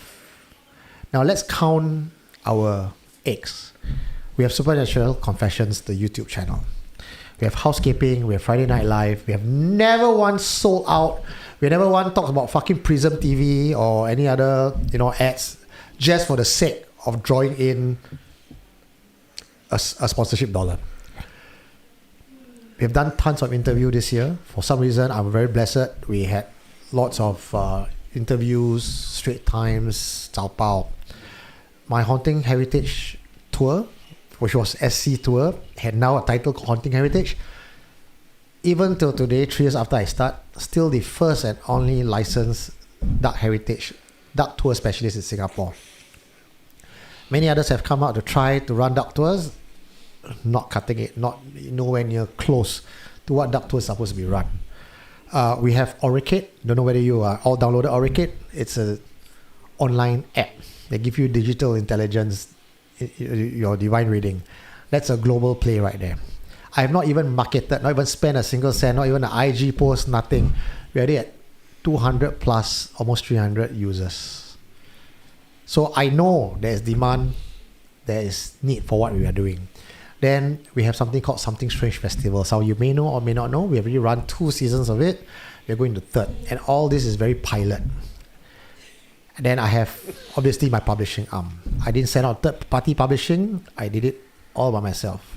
Thanks to Cheryl as a chief editor and all the local artists, we put it. The reason I could do this was because in 2006 to 2015, I was running a writing school and a publishing arm.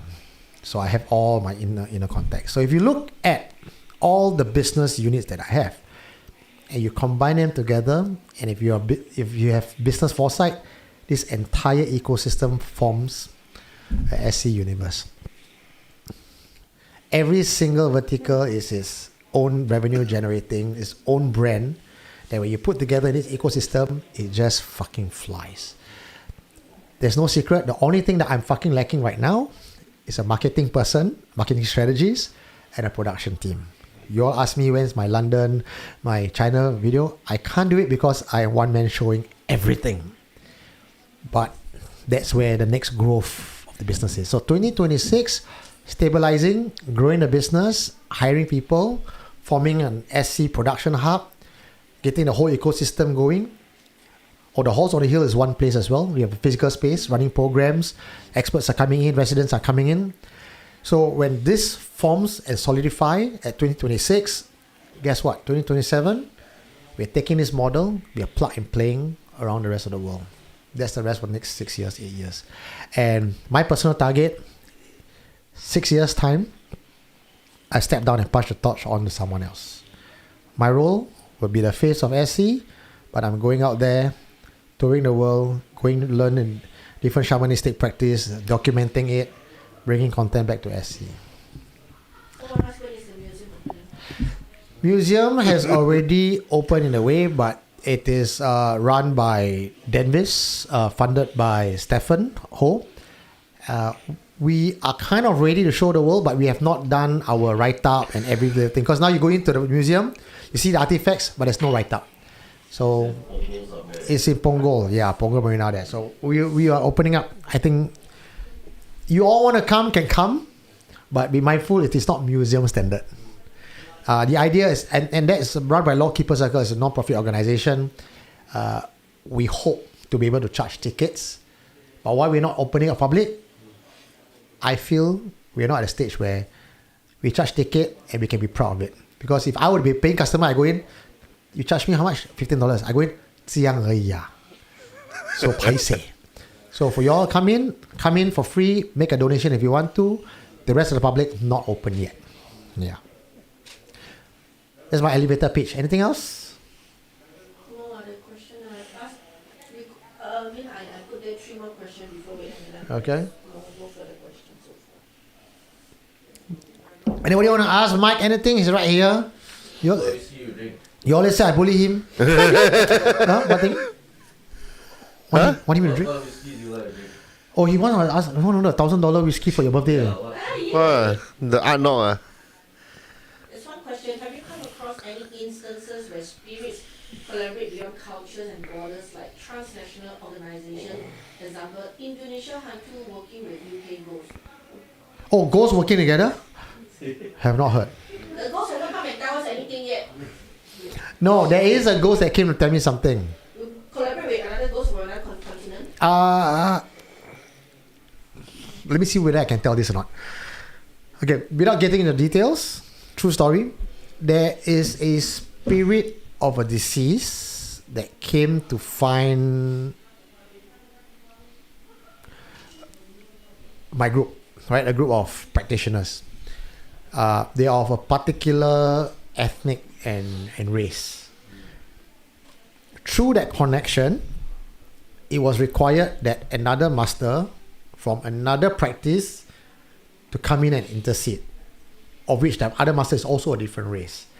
So yes, there is that happening, but it's very, very rare because the ghosts don't come up to us, knock on the door and asking for help all the time. Last question.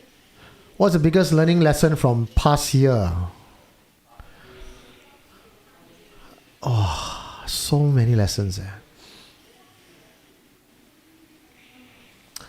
I think my biggest lesson running SC is that I've been very generous and kind, thinking that how I treat people will be how people treat me. But in life, that isn't always true. People always want to use you for a certain purpose and a stepping board. But I have always trusted people wholeheartedly, genuine, thinking that everything is genuine. Only to realize that's not always true lah. So we've got to be kind of discerning and careful. Sean Lincoln, Ro, have you considered going to haunted places around the world and staying over and at the same time recording any sightings? It can be a production of some sort. Yes, I have done that in Thailand. I've done it in London, York. I just haven't quite produced it. I have been talking to some producers who I'm trying to onboard, who can do this kind of travel show. But then a few things are a roadblock for me, because right now, if I travel even 2 weeks, that's 2 weeks of no work done in here in Singapore. So it's tough. If I can hand off stuff in Singapore to someone else in the years to come, I can actually go around the world and do that. Why look at me? Yeah, look at mine. Right. Look at me. Mine is the understudy. I saw the Mine, you doing a good job, right? Today, right? Come on, give mine. Bring on, of course. Encourage him. Thank you. Last question. Eugene, have you tried the journey to hell? Experience famous in Taiwan. If you have not, can you go try and see whether it's authentic? They call it 关落音 in Taiwan. Yeah, they will do a ritual and then they will show you what hell is. I'm married. I know what hell is.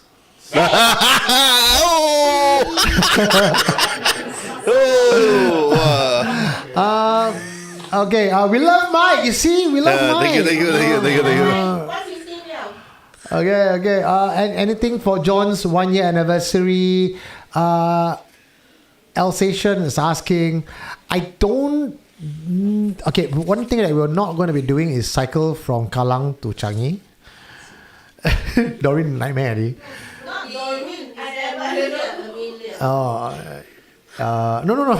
Doreen is not behind you. Nightmare. No, she didn't go Amelia.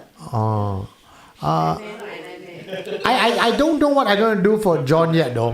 What are you going to do for John? Anything you going to do for John? John, what you going to do for you? You put a reindeer on his head. He's happy with his face. Okay. Don't know yet. You all suggest lah. Can we? Do we have a name yet for tonight? Ask what's a SC family name. SC. People say scientists, scavengers, scourge, scholars, scions, goblins. I think goblins quite cool. No. Goblin. Someone says schizos. Starting. I don't know. Any suggestions?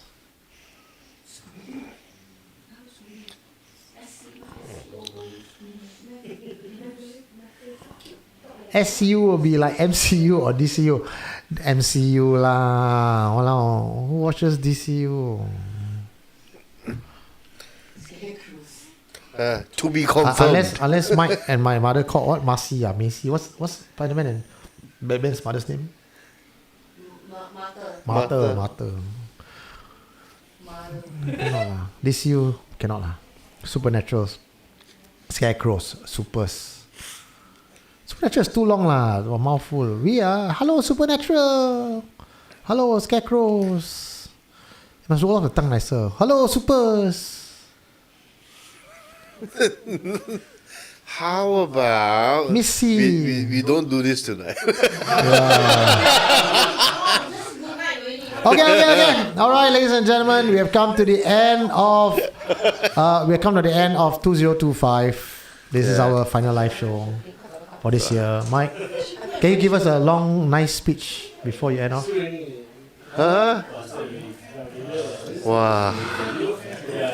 Long, nice speech. Now,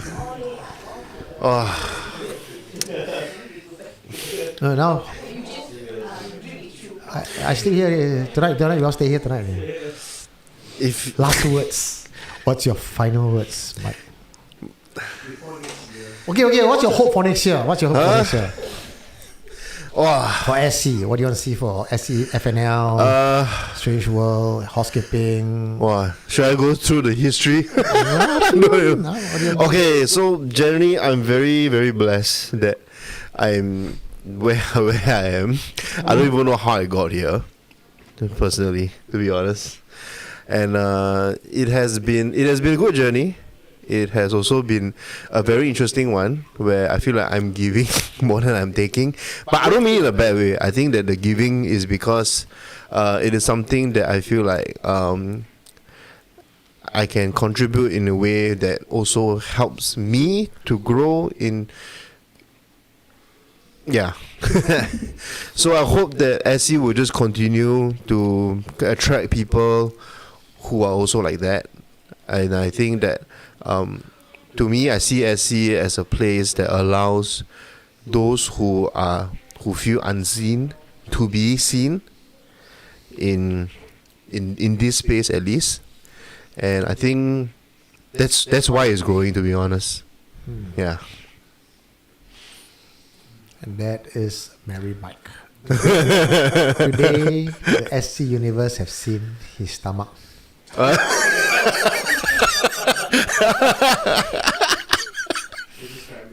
Fabulous.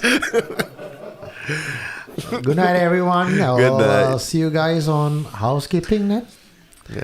That's it. And SC Friday Night Live will be back in February with pretty much. If you like the format that we have so far, we'll carry this on. Because after John left, oh my God, for a while we were figuring things out, man. And I think we kind of find this formula. Then we might. Shit, the mic. I can do my grand speech. Okay, you do what I do. Okay. Let me get it. No, I got it. And Ladies and gentlemen, Friday Night Live signing out. Myself, the Prince of Paranormal. And Mary Mike saying good night, God bless. We'll see you guys next year. Bye-bye. Merry Christmas, everyone. Merry Christmas. What did you find? You are listening to Supernatural Confessions.